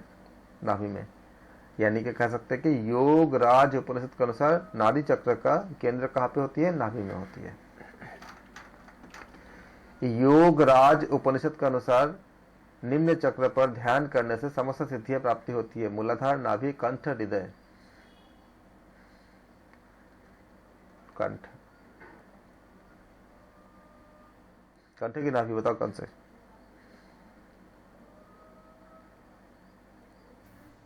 योग राज उपनिषद के अनुसार कंठ चक्र लिखा हुआ है। क्या लिखा है? नाभि चक्र में ही संसार की स्थिति है। आप क्या बोलोगे? कंठ बोलोगे, नाभि बोलोगे? कौन सा बोलोगे? बोलो। मैं सर नाभि चक्र, उसका ध्यान करना चाहिए जिससे समस्त सिद्धियों की प्राप्ति होती। नाभि चक्र में लिखा है। योग राज उपनिषद के अनुसार नाभि चक्र में ध्यान करें कि कंठ चक्र में ध्यान करें? और कंठ चक्र में भी लिखा है, दोनों में है वैसे तो। कंठ चक्र में। योग राज उपनिषद के अनुसार समस्त सिद्धियों के लिए कौन सा था? कंठ चक्र था। योग राज उपनिषद के अनुसार कंठ चक्र पर ध्यान करने से समस्त सिद्धियों की प्राप्ति होती है। योग राज उपनिषद के अनुसार दोनों में। योग राज उपनिषद के अनुसार निम्न चक्र में मन प्राण लय करने से मोक्ष प्राप्ति होती है। तालुका चक्र, ब्रह्म चक्र, भ्रू चक्र, उपयुक्त सभी।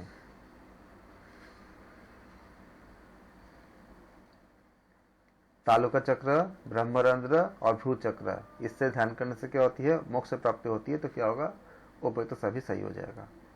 तो योगराज उपनिषद के अनुसार तालुका चक्र में ब्रह्म चक्र, ब्रह्मरंध्र और या भ्रू चक्र, इनमें से कोई भी किसी में भी अगर हम मन प्राण का लय करते हैं तो मोक्ष की प्राप्ति होती है। तो ऑप्शन डी सही होगा।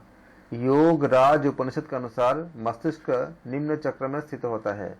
तालुका, भ्रू, व्योम, ब्रह्मरंध्र। व्योम में। योग राज उपनिषद के अनुसार मस्तिष्क व्योम चक्र में स्थित होता है। पातंजल योग सूत्र में जिसे कैबल्य कहा गया है, योग राज उपनिषद में कहा गया है मुक्ति, निर्वाण, मोक्ष या उपयुक्त सभी। उपयुक्त सभी। योग राज उपनिषद के अनुसार इस चक्र में पराशक्ति का निवास रहता है। स्वादिष्ठान, तालुका, ब्रह्मरंध्र, व्योम। बताइए।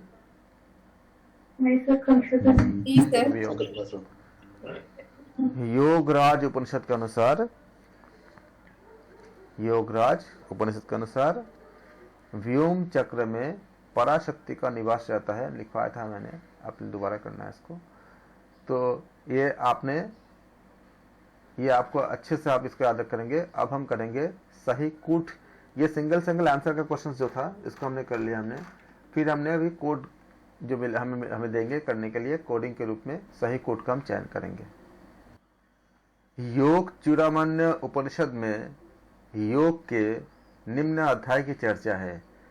ये अभी आपको कोड पे जाना है। आपको यम एवं नियम, आसन एवं प्राणायाम, प्रत्याहार एवं धारणा, ध्यान एवं समाधि, ये आपका 4 बातें बताई गई है। आपको सही कोड पे बतानी है। ए, बी, सी और डी, ये आपके सामने कोड है। बताओ कौन सा?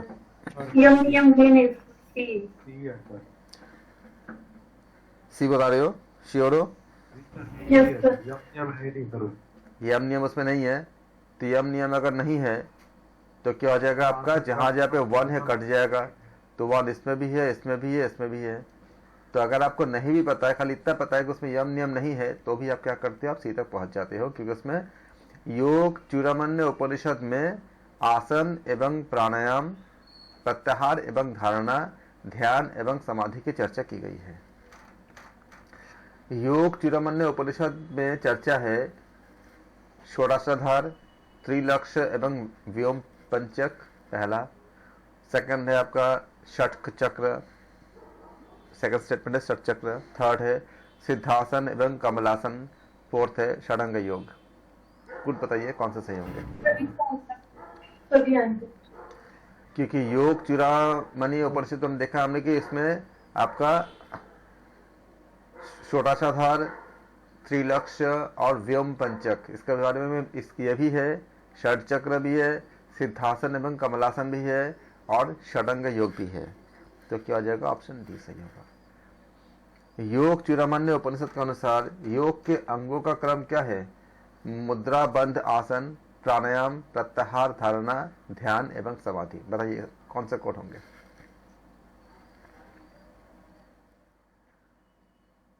योग चूड़ामणि उपनिषद के अनुसार मुद्रा बंध आसन, प्राणायाम, उसके बाद प्रत्याहार धारणा और फिर ध्यान और समाधि है। तो ए ऑप्शन है। ध्यान बिंदु उपनिषद में निम्न अध्याय का वर्णन है। यम एवं नियम, यम नियम एवं आसन पहला। सेकंड स्टेटमेंट है आसन प्राणायाम एवं प्रत्याहार। थर्ड स्टेटमेंट है धारणा ध्यान एवं समाधि। फोर्थ है आसन प्राणायाम ध्यान एवं समाधि।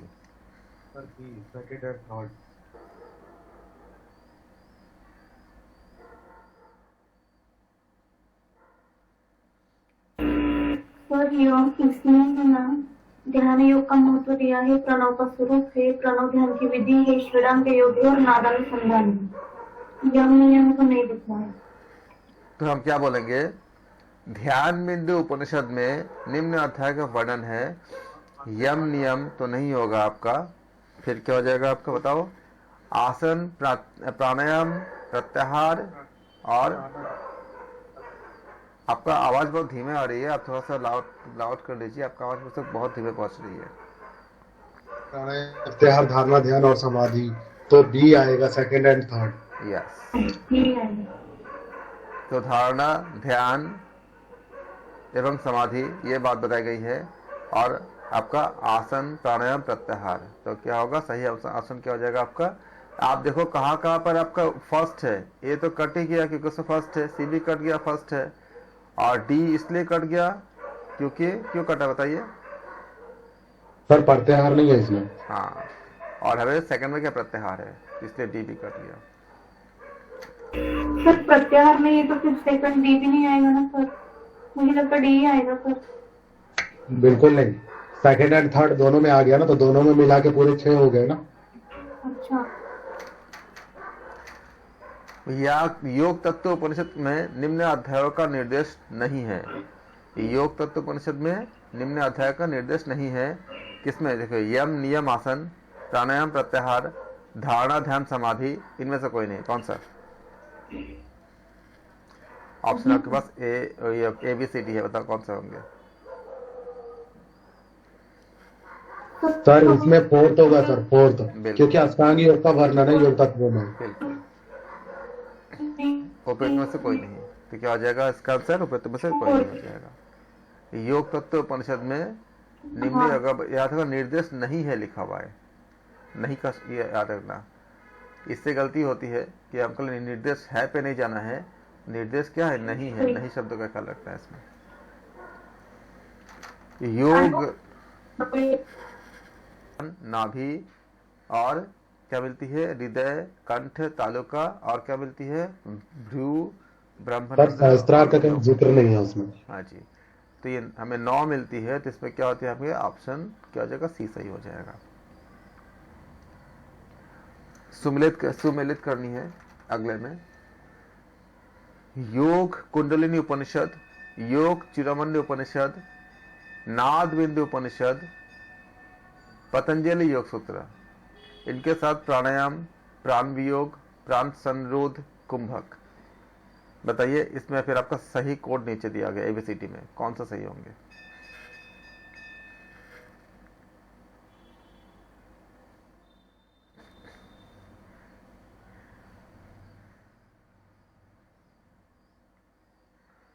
रॉन्ग आंसर एलिमिनेशन मेथड भी अगर अप्लाई करोगे तो भी आपको बहुत जल्दी आंसर आ जाएगा। सर और फोर्थ का ए होना चाहिए, इस हिसाब से बी होगा, क्योंकि पतंजलि योग सूत्र में प्राणायाम की वर्णन है। तो इसके साथ क्या हो जाएगा आपका, ये मैच कर जाएगा आपका। तो सर बी में ही है सिर्फ ए, फोर्थ का बी में खाली आपका फोर्थ का ए है। ए है सर, उसके अलावा और किसी में नहीं है। करेक्ट। तो क्या हो जाएगा, ऑप्शन बी सही हो जाएगा। सर लेकिन हम ऐसे भी बोल सकते हैं ना कि कुंभक भी बोला है पतंजलि योग। नहीं, कुंभक का नहीं बताया गया ना, वो 4 प्रकार के प्राणायाम ही बताया है ना। Okay okay right. तो बाकी आप अगर चेक कर ले, योग कुंडलिनी उपनिषद में किसके बारे में बताया गया है, आपका कुंभक के बारे में बताया गया, इसमें मिल गया आपका। योग चूड़ामणि उपनिषद में किसके बारे में बताया गया है, इसमें आपका प्राण संरोध के बारे में बताया गया है, तो ये मिल गया आपका। फिर आपका थर्ड देखिए, थर्ड चेक कीजिए, नाद बिंदु उपनिषद में किसके बारे में बताया गया है, प्राण वियोग के बारे में बताया गया है, ये मैच कर गया आपका। ठीक है, और आपका बता दिया पतंजलि सूत्र में किसका संबंध है, आपका प्राणायाम का। क्या हो जाएगा, ऑप्शन बी सही हो जाएगा। या तो साक्षात्कार का श्रेष्ठ उपाय क्या है, आप बोलोगे क्या, कौन सा? ध्यान सर। बिल्कुल। श्वेताश्वर उपनिषद के अनुसार परम देव परमात्मा का साक्षात्कार का श्रेष्ठ उपाय क्या था, ध्यान था। श्वेताश्वर उपनिषद के अनुसार ध्यान से पूर्व सर्वाधिक आवश्यक क्या होती है, प्रत्याहार, सुखासन, मिताहार, शाकाहार। सर मिताहार की चर्चा की गलतियां पहले लिखी। श्वेताश्वर उपनिषद के अनुसार ध्यान से पूर्व सर्वाधिक आवश्यक क्या बताया गया था, सर प्रत्याहार, धारणा, समाधि। ठीक है सर, प्रत्याहार। श्वेताश्वर उपनिषद के अनुसार ध्यान प्रारंभ करने से पूर्व परमेश्वर की प्रार्थना करने हेतु क्या करना चाहिए, 5 मंत्रों से प्रार्थना, आसन, प्राणायाम, गणेश पूजन। 5 मंत्रों से प्रार्थना। श्वेताश्वर उपनिषद के अनुसार ध्यान प्रारंभ करने से पूर्व परमेश्वर की प्रार्थना करने हेतु 5 मंत्रों से प्रार्थना करने के बारे में बताया गया था, प्रार्थना करनी चाहिए। श्वेताश्वर उपनिषद के अनुसार ध्यान का उद्देश्य क्या है, धारणा, समाधि, परमात्मा का साक्षात्कार, ज्ञान। परमात्मा का साक्षात्कार। श्वेताश्वर उपनिषद के अनुसार ध्यान का उद्देश्य परमात्मा का साक्षात्कार है। श्वेताश्वर उपनिषद के अनुसार परमात्मा प्रकाशित करते हैं मन को, बुद्धि को, इंद्रियों को, ये सारे उपयुक्त सभी, क्योंकि श्वेताश्वर उपनिषद के अनुसार परमात्मा प्रकाशित करते हैं मन को भी, इंद्रियों को भी, बुद्धि को भी, इसलिए क्या होगा, ऑप्शन उपयुक्त सभी सही होगा, उपयुक्त सभी सही होगा। अगले क्वेश्चन में चलते हैं। श्वेताश्वर उपनिषद के अनुसार ध्यान में सबसे बड़ी बाधा क्या होती है, श्वेताश्वर उपनिषद के अनुसार ध्यान में सबसे बड़ी विघ्न क्या होती है, निद्रा, आलस्य, अकर्मण्यता। तो क्या हो जाएगा आपका, उपयुक्त सभी हो जाएगा। श्वेताश्वर उपनिषद के अनुसार परब्रह्म परमेश्वर के अधिकारी कौन होता है, श्रेष्ठ बुद्धि वाले, ब्राह्मण, अग्निहोत्र, उपयुक्त सभी। बिल्कुल। श्वेताश्वर उपनिषद के अनुसार परम देव परमेश्वर का गुण क्या होती है, महान, सर्वव्यापी, सर्वज्ञ, ये उपयुक्त सभी। बिल्कुल सही है। श्वेताश्वर उपनिषद के अनुसार ध्यान में स्थिरता का साधन है ओंकार जप, प्राणवायु निरोध, परमात्मा चिंतन, उपयुक्त सभी। श्वेताश्वर उपनिषद में बताया गया था कि ध्यान में स्थिरता का साधन क्या है, ओंकार जप भी है, प्राणवायु निरोध भी है, परमात्मा चिंतन भी है, इसलिए उपयुक्त सभी हो जाएगा। श्वेताश्वर उपनिषद के अनुसार मनुष्य का मन सर्वदा शुद्ध होता है, षटकर्म से, प्रत्याहार से, ध्यान से, समाधि से। प्रत्याहार से।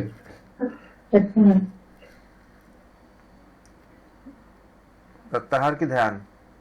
सर डाउट है सर, दो तीन बोला है, प्रत्याहार होना चाहिए ना। प्रत्याहार शुरू करते हैं लेकिन शुद्ध होती है ध्यान से।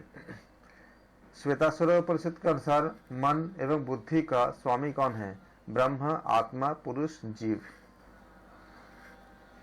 ब्रह्म। सर ब्रह्म।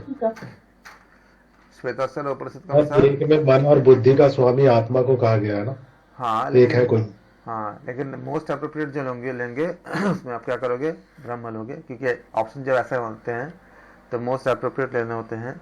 तो श्वेताश्वर उपनिषद के अनुसार मन एवं बुद्धि का स्वामी कौन है, ब्रह्म है, क्योंकि ब्रह्म से सब कुछ उत्पन्न होते हैं। तो इसमें श्वेताश्वर उपनिषद के अनुसार परमात्मा के प्रति निम्न भाव आवश्यक है, स्तुति, सेवा, शरणागति, उपदेश सभी। और डी, बिल्कुल। श्वेताश्वर उपनिषद के अनुसार परमात्मा के प्रति स्तुति, सेवा और शरणागति तीनों की आवश्यकता होती है, इसलिए ऑप्शन सही है, डी सही है। श्वेताश्वर उपनिषद के अनुसार हमारा अगला प्रश्न है कि श्वेताश्वर उपनिषद के अनुसार ध्यान योग हेतु बुद्धिमान मनुष्य को उठे सर, रखना डी। चाहिए, ओके, सिर, गला, सॉरी। छाती। तो क्या हो जाएगा इसमें, आप जानते हो क्या होगा, डी हो जाएगा। यदि सिर, गला एवं वक्ष ऊंचा न रहे तो श्वेताश्वर उपनिषद के अनुसार ध्यान योग में निम्न बाधा उत्पन्न होती है, आलस्य, निद्रा, विक्षेप, उपयुक्त सभी। Sir, D. बिल्कुल। डी।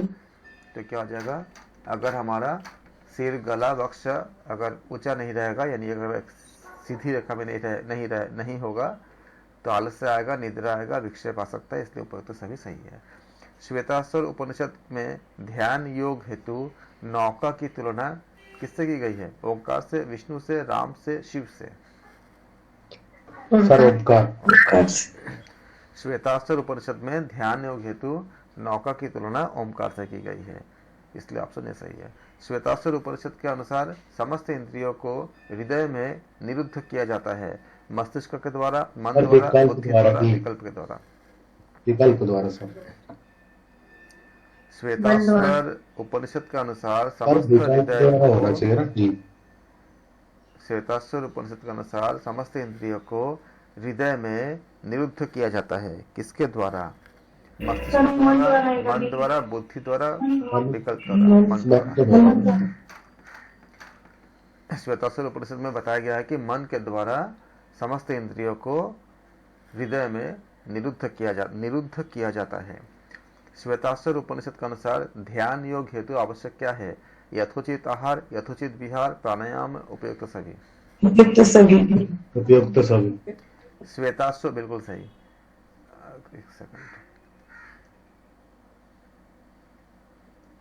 17, क्योंकि श्वेताश्वर उपनिषद के अनुसार ध्यान योग हेतु यथोचित आहार, यथोचित विहार, प्राणायाम ये सारे आवश्यक है, तो उपयुक्त सही आंसर सही होगा क्वेश्चन नंबर 17 के लिए। श्वेताश्वर उपनिषद के अनुसार ध्यान योग के लिए स्थान होना चाहिए बालू रहित, बालू रहित, कंकर रहित, उपयुक्त सही। बिल्कुल सही।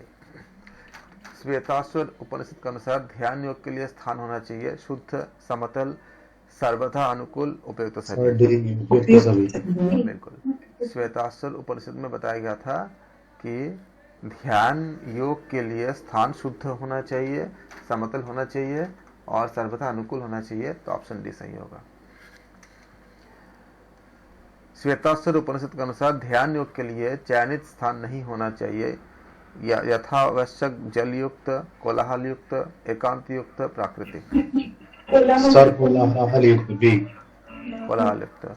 श्वेताश्वर उपनिषद के अनुसार ध्यान योग के लिए स्थान को अनुकूल होना चाहिए, शब्द से, जल से, आश्रय से, उपयुक्त सभी। डी, उपयुक्त सभी।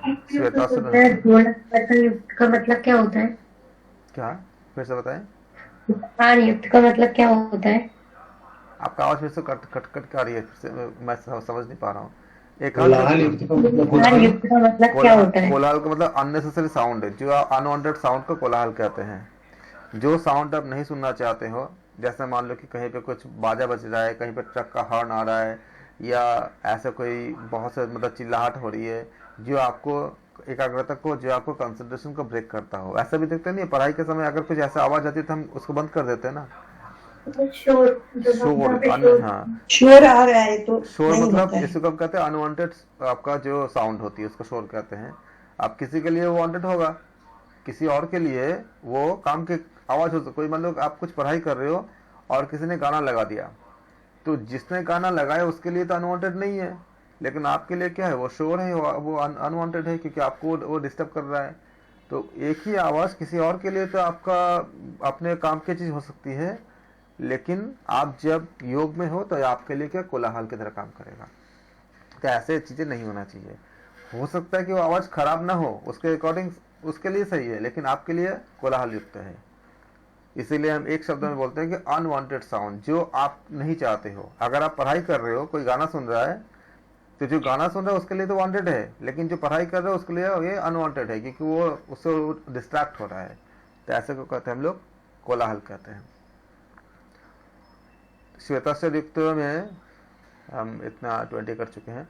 श्वेताक्षर युक्त श्वेताक्षर उपनिषद के अनुसार ध्यान योग के लिए स्थान को अनुकूल होना चाहिए, शब्द से, जल से, आश्रय से, उपयुक्त सभी। बिल्कुल, क्योंकि शब्द से भी अनुकूल होना चाहिए, मतलब आपका शोर या दूसरे कोई आवाज नहीं आना चाहिए। जल से भी अनुकूल होना चाहिए, जल बहुत ज्यादा भी न हो और ऐसा भी ना हो कि आपको पानी ही नहीं मिल रहा है पीने के लिए, ऐसा भी नहीं होना चाहिए। आश्रय भी होना चाहिए, इसलिए आपको सहारा दीजिए। श्वेताक्षर उपनिषद के अनुसार ध्यान योग को आरंभ करने पर साधक को क्या दिखता है? कोहरा, धुआं, सूर्य का समान प्रकाश, सभी। तो श्वेताक्षर उपनिषद के अनुसार ध्यान योग को आरंभ करने पर साधक को क्या क्या दिखता है? आपका कोहरा भी दिखता है, धुआं भी दिखता है, सूर्य का समान प्रकाश भी दिखती है। तो ये सारे हैं। श्वेताक्षर उपनिषद के अनुसार ध्यान योग में उन्नति करते हुए साधक को दिखता है जुगनू जैसे स्फटिक, करकती बिजली जैसे चकाचौंध, स्फटिक मणि सा उज्ज्वल रूप, उपयुक्त सभी। तो क्या हो जाएगा? ये सारे दिखते हैं तो उपयुक्त सभी सही हो जाएगा। श्वेताक्षर उपनिषद के अनुसार ध्यान योग द्वारा पंच महाभूत के उत्थान का फल क्या होती है? सिद्धि प्राप्ति, मोक्ष, कैवल्य, दुख की निवृत्ति। बताइए कौन से होंगे? सिद्धि प्राप्ति। श्वेताक्षर उपनिषद के अनुसार ध्यान योग के द्वारा पंच महाभूत के उत्थान का फल है सिद्धि प्राप्ति। श्वेताक्षर उपनिषद के अनुसार ध्यान योग द्वारा भूत विजय का लाभ होती है, शरीर में हल्कापन, आरोग्य, अनासक्ति, उपयुक्त सभी। सारे होते हैं श्वेताक्षर उपनिषद के अनुसार, हल्कापन भी, आरोग्य भी, अनासक्ति भी, इसलिए उपयुक्त सभी आंसर सही है। श्वेताक्षर उपनिषद के अनुसार आत्म तत्व से मल दूर होने का फल होता है कैवल्य, दुख निवृत्ति, कृतार्थता, उपयुक्त सभी। बिल्कुल। श्वेताक्षर उपनिषद के अनुसार आत्म तत्व से मल दूर होने से हमें कैवल्य की प्राप्ति होती है, दुख निवृत्ति होती है और कृतार्थता होती है। श्वेताक्षर उपनिषद के अनुसार परमात्मा के साक्षात्कार में सहयोगी क्या है? मन, बुद्धि, इंद्रिय, इनमें से कोई नहीं। इनमें से कोई नहीं। श्वेताक्षर उपनिषद के अनुसार मन, बुद्धि और इंद्रिया ये नहीं होता है, तो इनमें से कोई नहीं आपका सही होगा। श्वेताक्षर उपनिषद के अनुसार परमात्मा के साक्षात्कार में सहयोगी कौन है? मन, आत्मा, बुद्धि, इंद्रिया। कौन से होंगे? फिर ये आत्मा। क्योंकि श्वेताक्षर उपनिषद में बताया गया था कि परमात्मा के साक्षात्कार में सहयोगी कौन है? आत्मा है। श्वेताक्षर उपनिषद के अनुसार ध्यान योग से साधक निम्न पर विजय प्राप्त करता है: रोग, जरा, मृत्यु, युक्त सभी। तो सारे सही है, तो बर्त सभी सही। श्वेताक्षर उपनिषद के अनुसार जगत का कारण क्या है? पदार्थों का स्वभाव, काल, परमेश्वर की महिमा, भौतिक पदार्थ। परमेश्वर की महिमा से। श्वेताक्षर उपनिषद के अनुसार जगत का कारण परमेश्वर की महिमा है। श्वेताक्षर उपनिषद के अनुसार परमेश्वर है महाकाल, सर्वगुण संपन्न, सर्ववित, बिल्कुल। क्योंकि श्वेताक्षर उपनिषद के अनुसार परमेश्वर महाकाल भी है, सर्वगुण संपन्न भी है, सर्ववित भी है। श्वेताक्षर उपनिषद के अनुसार परमेश्वर का शासन नहीं है पृथ्वी एवं आकाश पर, जल एवं वायु पर, अग्नि पर, कोई नहीं। सब जगह उनके शासन है, क्योंकि हर जगह पे परमेश्वर का शासन है। तो ये सारे उपयुक्त में से कोई नहीं आंसर होगा, ऑप्शन डी सही होगा। श्वेताक्षर उपनिषद के अनुसार परमेश्वर ने जगत की रचना की जड़ से, चेतन से, जड़ चेतन के संयोग से। तो श्वेताक्षर उपनिषद के अनुसार परमेश्वर ने जगत की रचना कैसे किए थे? जड़ चेतन के एवं संयोग से सी। हाँ, जड़ चेतन संयोग से किए थे, तो ऑप्शन सी सही होगा। श्वेतासुर उपनिषद के अनुसार संसार चक्र घुमाता है आत्मा, परमात्मा, कर्म, विष्णु। कर्म। विष्णु तीन कर्म। श्वेताश्वर उपनिषद के संसार चक्र तो अनुसार कर्म में घुमाता है ना, कर्म बंधन होते हैं। श्वेताश्वर उपनिषद के अनुसार संसार चक्र परमात्मा घुमाता या है कर्म। परमात्मा, इसके बारे में हम बताए भी थे। अच्छा, ठीक है सर। श्वेताश्वर उपनिषद के अनुसार संसार चक्र घुमाता है कौन? परमात्मा घुमाते हैं। ऑप्शन बी सही होगा। संसार चक्र। और संसार चक्र में घुमाता है सर कर्म।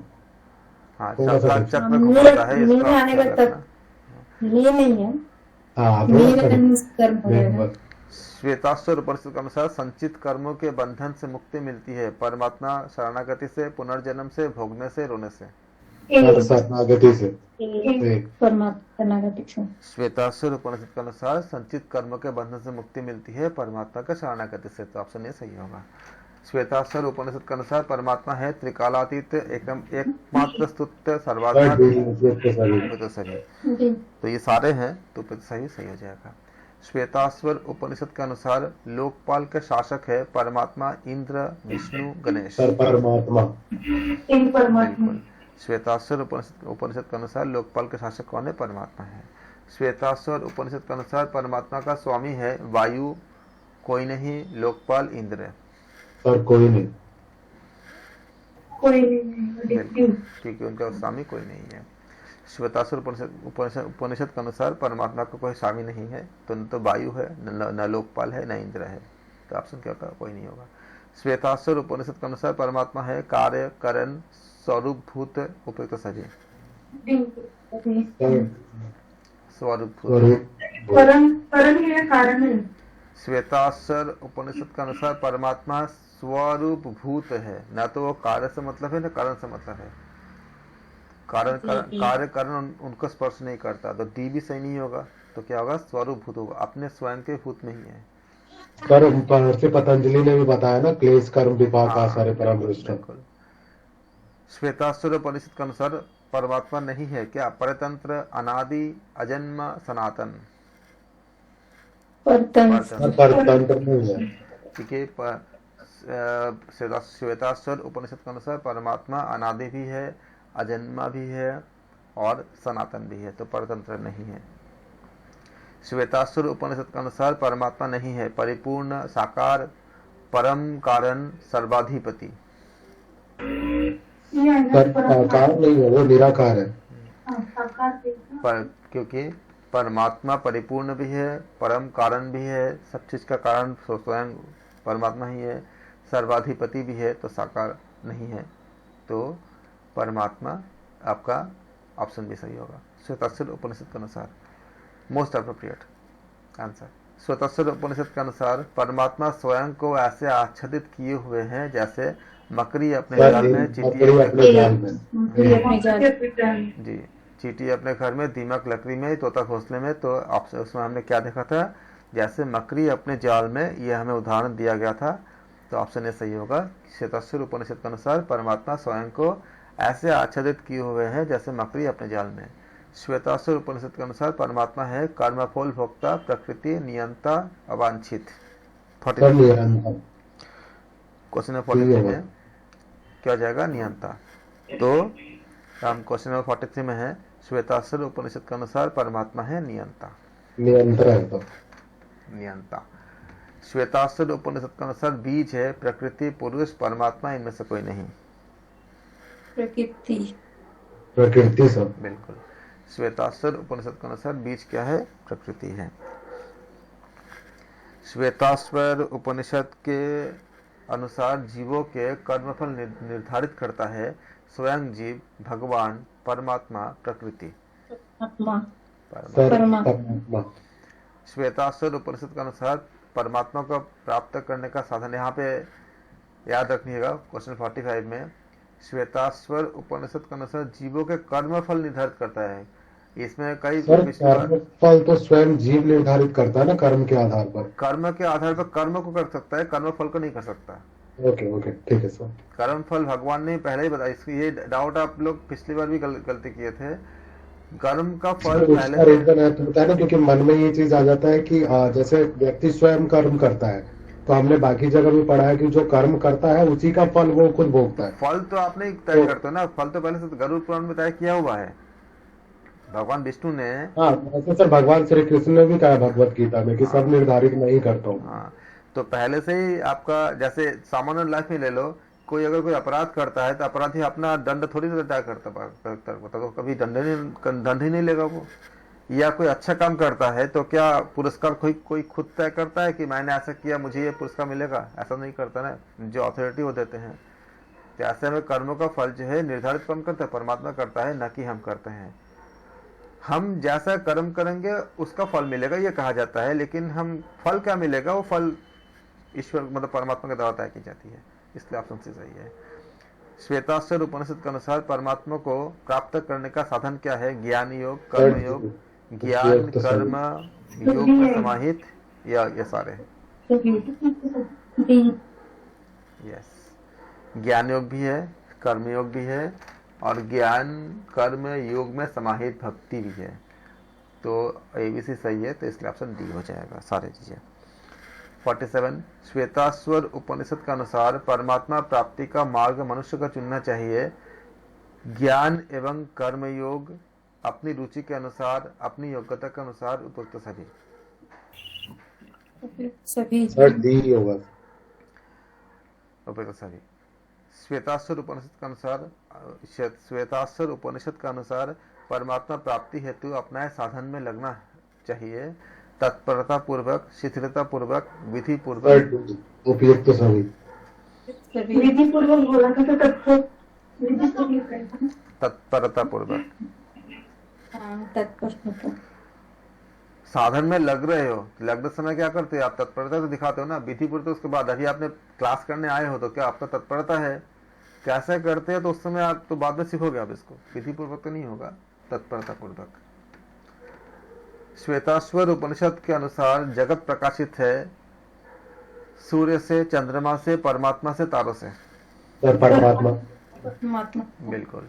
श्वेताश्वर उपनिषद के अनुसार जगत परमात्मा से प्रकाशित है।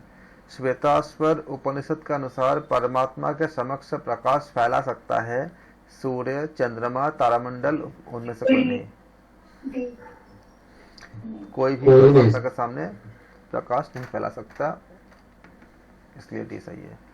श्वेताश्वर उपनिषद में मान्यता है कि जगत के लिए प्रकाश का मूल स्रोत क्या है? सूर्य, परमात्मा, चंद्रमा, तारे। परमात्मा को। बिल्कुल। श्वेताश्वर उपनिषद में ये बताया गया है कि परमात्मा ही है जो जगत के लिए प्रकाश का मूल स्रोत है। श्वेताश्वर उपनिषद में वर्णन है कि अग्नि निम्न में स्थित होती है, जल में, अग्नि में, सूर्य में, पृथ्वी में। और सूर्य में, ए में सर, जल में,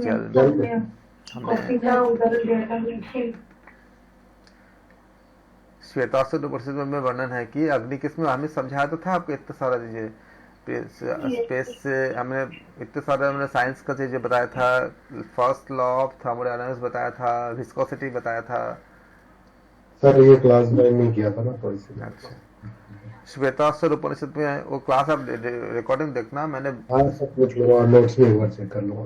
साइंस का मैंने बहुत चीज बताया था, जो आपका केमिस्ट्री में जो आपका एंडोथर्मिक रिएक्शन, एक्सोथर्मिक रिएक्शन, इसके बारे में भी बताया था, उसमें बहुत चीजें। फिर आपका हमने कुछ लॉस भी बताए थे आपका, जो केमिस्ट्री में और फिजिक्स में जो अप्लाई होती है, सब चीजें बताया था। श्वेताश्वर उपनिषद में परमात्मा में संबंध में निम्न शब्द का उल्लेख है: हंस, सोहं, अहं ब्रह्मास्मि, अयमात्मा ब्रह्म। हंस। श्वेताश्वर उपनिषद में परमात्मा का संबंध हंस शब्द से उल्लेख हमें मिलती है। श्वेताश्वर उपनिषद के अनुसार श्वेताश्वर कौन है? एक ऋषि, एक जंगल, एक राज्य, एक उपवन।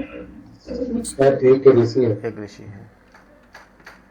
श्वेताश्वर ने ब्रह्म को जाना तप प्रभाव से, देव प्रसाद से, उपयुक्त दोनों, उपयुक्त कोई नहीं। सर दोनों से। बिल्कुल। श्वेताश्वर ने ब्रह्म को जाने से, तप प्रभाव से, देव प्रसाद से, इसलिए सी सही है। श्वेताश्वर उपनिषद के अनुसार ब्रह्म तत्व का अधिकारी वह है जो देहाभिमान शून्य हो, अनुशासित हो, कुलवान हो, वैभवशाली हो। सर देहाभिमान शून्य हो। बिल्कुल, जो देहाभिमान शून्य होते हैं वो क्या, वो ब्रह्म तत्व के अधिकारी होते हैं। श्वेताश्वर उपनिषद के अनुसार परम रहस्यमय ज्ञान देना चाहिए अपने पुत्र को, अपने शिष्य को, विषय वासना रहित मनुष्य को, उपयुक्त सारे उपयुक्त सारे। यहाँ पे हमने मोस्ट अप्रोप्रिएट आंसर हमें चूज करनी, तो हमने डी चूज किया।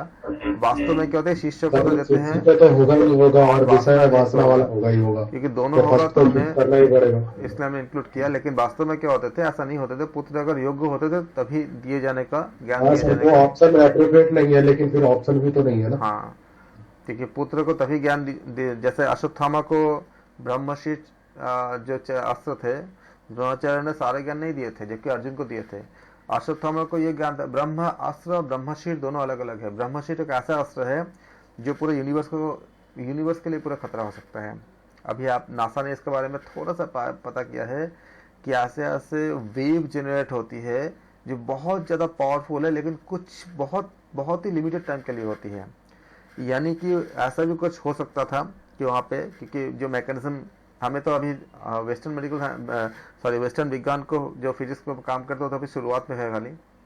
शायद ऐसा कोई ऊर्जा है जो जिस ऊर्जा से पूरा यूनिवर्स चलती है, उस ऊर्जा के संबंध में ब्रह्मशील में शायद ऐसा कुछ चर्चा थी कि उससे पूरा यूनिवर्स से पूरा समाप्त होने की बात थी। तो वो उस बाण को चलाने का विद्या उन्होंने अपने पुत्र को भी दिए थे, अर्जुन को भी दिए थे, लेकिन उस अस्त्र को रोकने का भी विद्या था, वापस लाने का भी विद्या था, जो अश्वत्थामा को नहीं आता था। उन्होंने अपने पुत्र को नहीं दिए थे, अर्जुन को दिए थे। इसलिए अर्जुन ने तो वापस ले लिए थे, अश्वत्थामा नहीं ले पाए थे वापस। तो आप उसको पूरा पढ़ना महाभारत को, हम उस पर नहीं जाएंगे अभी। लेकिन हमें मोस्ट अप्रोप्रिएट लेनी है तो हम ऑप्शन डी चूज करेंगे।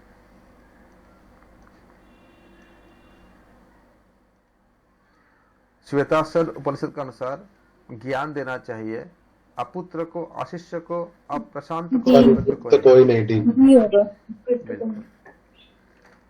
क्योंकि हम ज्ञान ना तो अशिष्य को देते हैं, ना आपका जो अप्रशांत को भी हम नहीं देते हैं। तो क्या हो जाएगा आपका ये आंसर।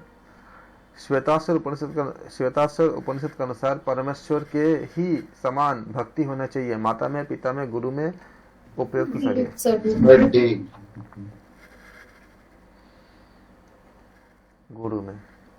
श्वेताश्वर उपनिषद के अनुसार परमेश्वर के समान ही भक्ति होना चाहिए। मैं बोल रहा कि अपने नॉलेज को अप्लाई मत करना, ग्रंथों के अकॉर्डिंग करनी है। अगर एग्जाम में आप लोग को नंबर नहीं मिलेगा फिर। श्वेताश्वर उपनिषद के अनुसार परमेश्वर के समान ही भक्ति भाव होनी चाहिए गुरु में। आप लोग अपने ज्ञान मतलब ऐसे नॉर्मल बात का यूज कर देते हो कि हाँ हर जगह बताई जाती है माता पिता गुरु के बारे में, तो आपने सारा दे दिया, लेकिन ऐसा नहीं है। ग्रंथों के अकॉर्डिंग आपको देंगे तभी नंबर मिलेंगे। श्वेताश्वर उपनिषद का अनुसार श्वेताश्वर उपनिषद का संबंध है ऋग्वेद, कृष्ण यजुर्वेद से। बिल्कुल।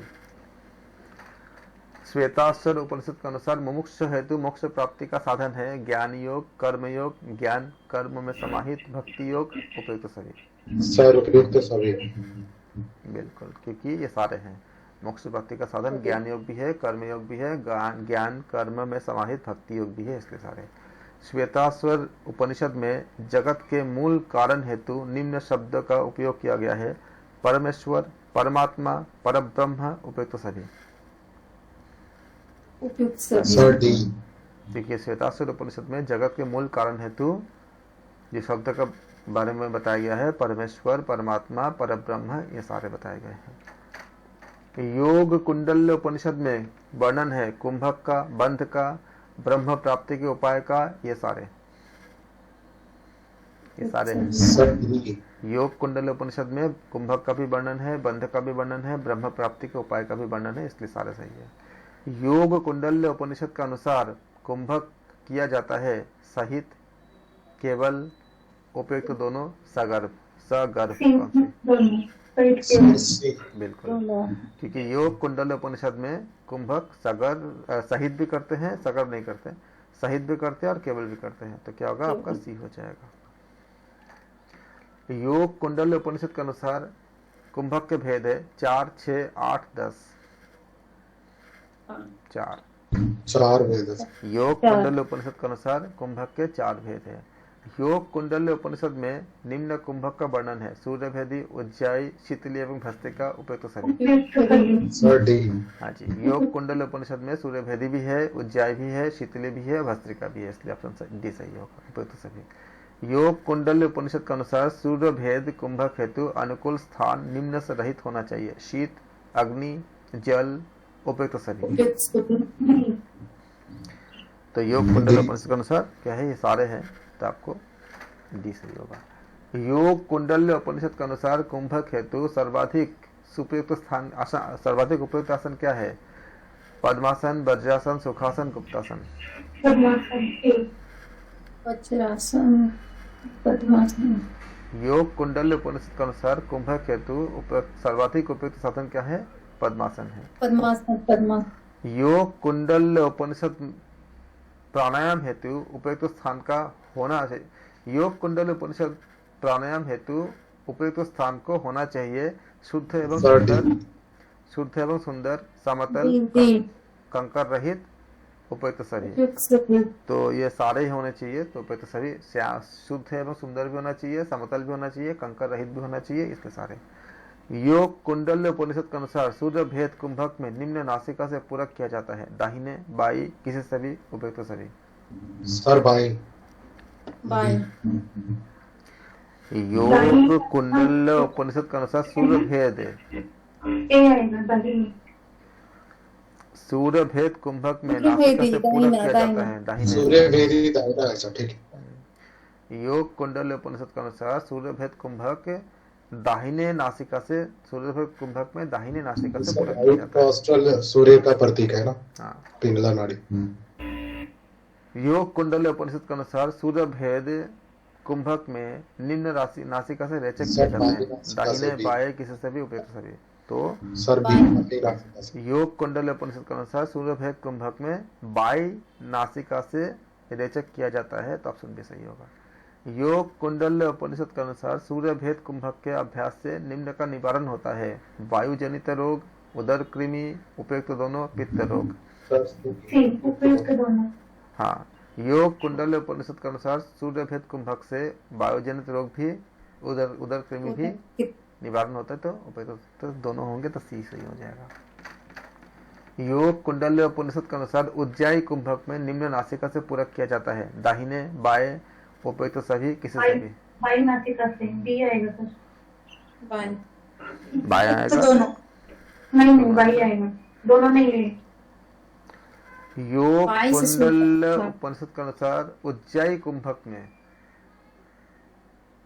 दाएं बाएं दोनों, उज्जाई कुंभक। सर बाई से शुरू करना था। उज्जाई कुंभक सर दोनों से होगा। दोनों। उज्जाई कुंभक में क्या करते हैं? बाएं से शुरू करते हो आप? सर दोनों से ही होता है, कुंभक लग जाता है। प्रश्न का पूरा पढ़ो। बोला है सर, दोनों आएगा। दोनों होगा। कंफ्यूज कर देगा। योग कुंडल बार बोलने से भी कंफ्यूज हो जा रहा था। योग कुंडल उपनिषद के अनुसार उज्जाई कुंभक में निम्न में से पूरक किया जाता है। बाय डिफॉल्ट पे मत रहो, पूरा पढ़ो। जब खींचते तो दोनों से खींचते हो ना, तो दोनों हो जाएगा। योग कुंडल उपनिषद के अनुसार उज्जाई कुंभक में निम्न नासिका से रेचक किया जाता है: दाहिने, बाएं, किसी से भी, अभी बाई आएगा तो डी आएगा अभी। योग कुंडल उपनिषद के अनुसार उज्जाई कुंभक में जब रेचक करते हैं तो किससे करते हैं? बाई नासिका से करते हैं। बाई चलाती है। योग कुंडल उपनिषद के अनुसार उज्जाई कुंभक से निम्न का निवारण होता है: जलोदर, नारी अशुद्धि, मंदाग्नि, उपयुक्त सभी। योग कुंडल उपनिषद के अनुसार उज्जाई कुंभक से जलोदर भी ठीक होता है, नारी अशुद्धि भी ठीक होता है, मंदाग्नि भी ठीक होती है, मतलब मंदाग्नि होती नहीं है, मंदाग्नि ठीक होती है, निवारण होती है। अगर किसी का मंडक नहीं होगा तो वो निवारण हो जाएगा, ठीक हो जाएगा, इसलिए उपयुक्त सभी सही आंसर है। योग कुंडल उपनिषद के अनुसार ये जलोदर हमने देखा, जब हमने ऑप्शन क्वेश्चन 70 ऊपर के क्वेश्चन में निवारण के बारे में बताया गया है, तो जलोदर होगा नहीं, जिसका जलोदर रहेगा वो ठीक हो जाएगा, नाड़ी अशुद्धि रहेगा तो ठीक हो जाएगा, नाड़ी अशुद्धि होगा नहीं, ख्याल रखना, निवारण होगा, मतलब ये सब अगर गड़बड़ है किसी का, मतलब अगर सही नहीं है तो वो सही हो जाएगा, क्योर हो जाएगा, क्योर हो जाएगा। 76 योग कुंडल उपनिषद के अनुसार कौन सा कुंभक चलते फिरते भी किया जा सकता है? सूर्यभेदी, उज्जाई, भस्त्रिका, ये सारे। बिल्कुल सही। योग कुंडल उपनिषद के अनुसार सूर्यभेदी कुंभक चलते फिरते भी हम कर सकते हैं, किया जा सकता है। योग कुंडल उपनिषद के अनुसार शीतली कुंभक में पूरक किया जाता है जीभ को मोड़कर, दाहिने नासिका से, बाई नासिका से, उपयुक्त कोई नहीं। जीभ को मोड़कर। योग कुंडल उपनिषद के अनुसार शीतली कुंभक जीभ को मोड़कर, शीतली कुंभक में जीभ को मोड़कर पूरक किया जाता है। योग कुंडल उपनिषद के अनुसार शीतली कुंभक में निम्न का निवारण होता है: गुल्म एवं प्लीहा, पित्त एवं जर, प्यास एवं विष, प्यास एवं विष, सभी। बिल्कुल, क्योंकि ये सारे होते हैं, सारे का निवारण होती है, तो गुल्म एवं प्लीहा, पित्त एवं जर, प्यास एवं विष, इन सब का निवारण होता है, तो सभी सही आंसर है। योग कुंडल्य उपनिषद के अनुसार भस्त्रिका प्राणायाम का अभ्यास निम्न आसन में करना चाहिए: पद्मासन, वज्रासन, सुखासन, गुप्तासन। बिल्कुल सही। योग कुंडल्य उपनिषद के अनुसार भस्त्रिका प्राणायाम का अभ्यास पद्मासन में करना चाहिए। योग कुंडल्य उपनिषद के अनुसार भस्त्रिका कुंभक का से निम्न का निवारण होता है: गले का संक्रमण, कब्ज, गैस, वायु। गले का संक्रमण। योग कुंडल्य उपनिषद के अनुसार भस्त्रिका कुंभक निम्न ग्रंथि खुल जाती है: विष्णु ग्रंथि, ब्रह्म ग्रंथि, रुद्र ग्रंथि, ये सारे उपयुक्त सभी। बिल्कुल। योग कुंडल्य उपनिषद के अनुसार भस्त्रिका कुंभक से विष्णु ग्रंथि भी खुलती है, ब्रह्म ग्रंथि भी खुलती है और रुद्र ग्रंथि भी खुलती है, तो उपयुक्त सारे आंसर सही होगा। योग कुंडल्य उपनिषद के अनुसार कुंभक करना चाहिए बंध के साथ, प्रतिदिन, पद्मासन में बैठकर, उपयुक्त सभी। क्या जाएगा? उपयुक्त सभी। सही है, श्योर हो? बताया गया था योग कुंडल उपनिषद के अनुसार कुंभक कैसे करना चाहिए: बंधे के साथ, रोज, मतलब प्रतिदिन, और पद्मासन में बैठकर। डी सही होगा इसलिए। योग कुंडल उपनिषद के अनुसार ब्रह्म प्राप्ति का उपाय क्या है? सिद्धि, पूजा पाठ, समाधि, क्रिया योग। योग कुंडल्य उपनिषद के अनुसार ब्रह्म प्राप्ति का उपाय क्या है? क्रिया योग है। योग कुंडल्य उपनिषद के अनुसार ब्रह्म ज्ञान निम्न के बिना संभव नहीं है: गुरु, अभ्यास, ज्ञान, उपयुक्त सभी। गुरु, उपयुक्त सभी, ज्ञान सभी होते। एक सेकेंड। योग कुंडल उपनिषद के अनुसार ब्रह्म की प्राप्ति का उपाय उन्होंने पूजा पाठ तो नहीं बोला था, समाधि बोला था उन्होंने। समाधि होगा इसका। योग कुंडल उपनिषद के अनुसार ब्रह्म प्राप्ति का उपाय क्या है? समाधि है। सिद्धि भी नहीं है, पूजा पाठ का नहीं है, समाधि होगा इसका। 84 का क्रिया योग तो नहीं लिया है, नहीं, समाधि होगा।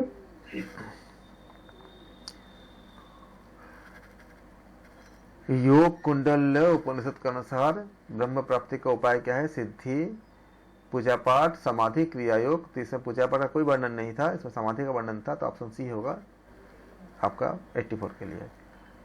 योग कुंडल्य उपनिषद के अनुसार ब्रह्म ज्ञान निम्न के बिना संभव नहीं है: गुरु, अभ्यास, ज्ञान, उपयुक्त सभी। कौन सा बोलेंगे? उपयुक्त सभी। गुरु के चाहिए, अभ्यास भी चाहिए, ज्ञान भी चाहिए। योग कुंडल्य उपनिषद के अनुसार ब्रह्म ज्ञान के उपरांत एकमात्र शेष रहता है: सत्य, चिंतन, ध्यान, एकतानता।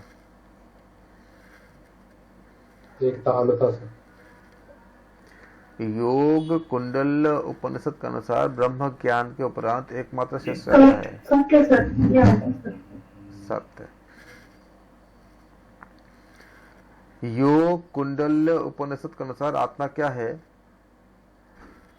योग कुंडल उपनिषद के अनुसार आत्मा अमर है, निराकार है, स्वयं प्रकाशित है, उपयुक्त सभी। उपयुक्त सभी। आत्मा अमर भी है, निराकार भी है, स्वयं प्रकाशित भी है, क्या हो जाएगा? उपयुक्त सभी हो जाएगा। योग कुंडल उपनिषद के अनुसार ब्रह्म के बारे में हमें पूछा गया है कि ब्रह्म क्या है।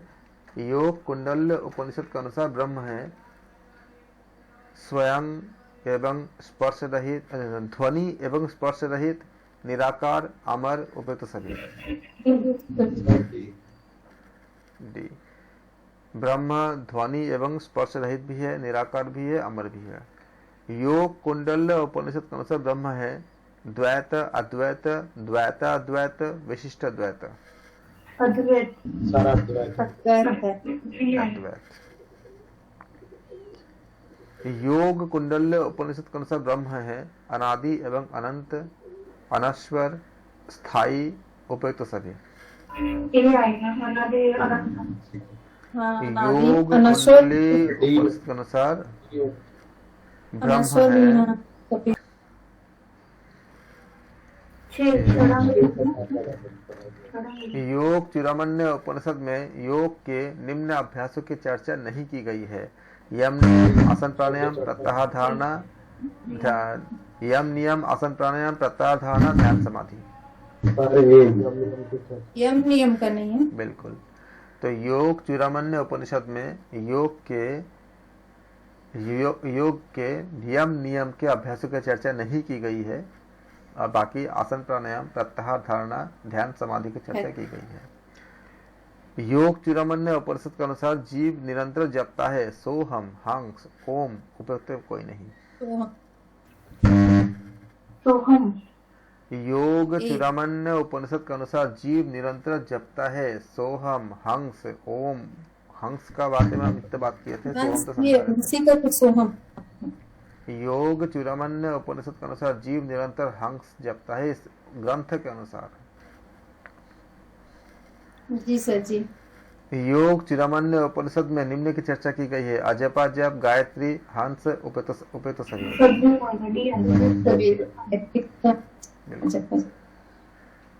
क्योंकि योग चूड़ामण्य उपनिषद में अजपा जप की भी चर्चा की गई है, गायत्री की भी चर्चा की गई है, हंस की भी चर्चा की गई है। योग चूड़ामण्य उपनिषद के अनुसार गायत्री का संबंध निम्न से है प्राण विद्या, पराविद्या, अपराविद्या, उपयुक्त सभी। प्राण विद्या। क्योंकि योग चूड़ामण्य उपनिषद में बताया गया थे कि गायत्री का सीधा संबंध किससे? प्राण विद्या से है, तो ऑप्शन ए सही होगा। योग चूड़ामण्य उपनिषद में प्रणव की तुलना किससे की गई है? पूरक से, कुंभक से, रेचक से, उपयुक्त सभी। क्योंकि योग चूड़ामण्य उपनिषद में प्रणव की तुलना पूरक से भी की गई है, कुंभक से भी की गई है, रेचक से भी की गई है। योग चूड़ामण्य उपनिषद के अनुसार प्राणायाम निम्न आसन में बैठकर करना चाहिए वज्रासन, बद्ध पद्मासन, गुप्तासन। पद्मासन करने के अनुसार योग चूड़ामण्य उपनिषद के अनुसार प्राणायाम का अभ्यास हमें बद्ध पद्मासन में बैठ के करना चाहिए। हमने 8 उपनिषद मिला करके हमने ये सीरीज बनाया था जो करीब 2 घंटे का सीरीज था पूरा। अरे नीचे का हो गया हमारा, नीचे का सारा हो गया। तो इसमें हमारा लक्ष्य यह था कि इतने कम टाइम है अवेलेबल है और उपनिषद हमने इस यूनिट में हमारा 8 उपनिषद है, तो हमें 8 उपनिषद का हमें समय से पूरा भी करनी है, रिवीजन भी करनी है और ऐसा ना हो कि एक दूसरे के साथ ओवरलैप भी ना हो, ये भी हमें ध्यान रखनी है। और समय बहुत कम है, हमें बहुत चीजें और भी करनी है। इस सीरीज का उद्देश्य ये था कि अलग अलग तरह से जितने भी एक्सपेक्टेड क्वेश्चंस बन सकते हैं 8 उपनिषद से, ये आपका रिवीजन करने के लिए बहुत हेल्पफुल है। 2 घंटे में आपको 8 उपनिषद को रिवीजन करने का बेस्ट तरीका, जिससे आपको टू द पॉइंट हो और एग्जाम ओरिएंटेड हो और पूरा वो फैक्ट्स, जितने फैक्ट्स जिस उपनिषद में दी गई है उसमें कोई भी आपको से छूटे ना, तो उसको ध्यान में रख करके एक साथ एक वीडियो में हमने बनाने की कोशिश की है हमने। इसको हम बार बार रिपीट करेंगे। अगर आप बार बार इसको रिपीट करके देखेंगे तो विज्ञान कहता है कि किसी चीज को अगर 5 बार अगर आप सुनते हो तो माइंड पे बैठ जाता है। तो अगर आप 5-7 बार देख लेंगे आप इसको मतलब सुन लेंगे। अगर देखने का समय आपके पास नहीं भी हो, वो दूसरे काम करते हुए अगर आप सुनते हो, किचन में काम करते हुए या कुछ और करते हुए, तो भी आपके माइंड पे खाली आपको ध्यान रखनी है कि बताया क्या गया है, क्वेश्चन क्या था, मैंने उसी के अकॉर्डिंग ही करने की कोशिश किया कि आप सुन के भी इसका रिवीजन कर सको। तो इससे आपको बहुत ज़्यादा हेल्प हो जाएगा। और वैसे ही हम लाने की कोशिश कर रहे हैं कि आप कम से कम टाइम में सारा चीज़ों को सही कर सकें, क्योंकि उपनिषद और योग दर्शन, इनमें से जो आपको क्वेश्चंस बनेंगे करीब करीब आपका दोनों मिला के 25 से 30 क्वेश्चन के आसपास बन जाते हैं लगभग। जिस आप करते हो, जो आप नोट्स लिखे हो उस नोट्स को आप याद करते रहो, बीच बीच में रिविजन करते रहो। अगले क्लास में हम कभी भी हम किसी को भी कह सकते हैं आप लोग खुद ही करो, इतना करो कि आप समराइज कर सको। अगर आपको मैं बताता हूँ कि आपको अपना नोट्स के बारे में बताइए, तो आप बताइए, कोशिश कीजिए, तभी गलतियाँ नहीं होंगे या अच्छे से आप एग्जाम में भी उसको इंटरप्रेट कर पाओगे। अगर आपको एक जैसा कोई क्वेश्चन लगता भी है, उस नोट्स को आप रिवीजन करते रहो। एक साथ नहीं होता, एग्जाम के टाइम में सोचोगे कि तुरंत कर लेंगे तो नहीं होता, ऐसे करते जाएगा तो हो जाएगा। धन्यवाद आप सबका, थैंक यू सो मच।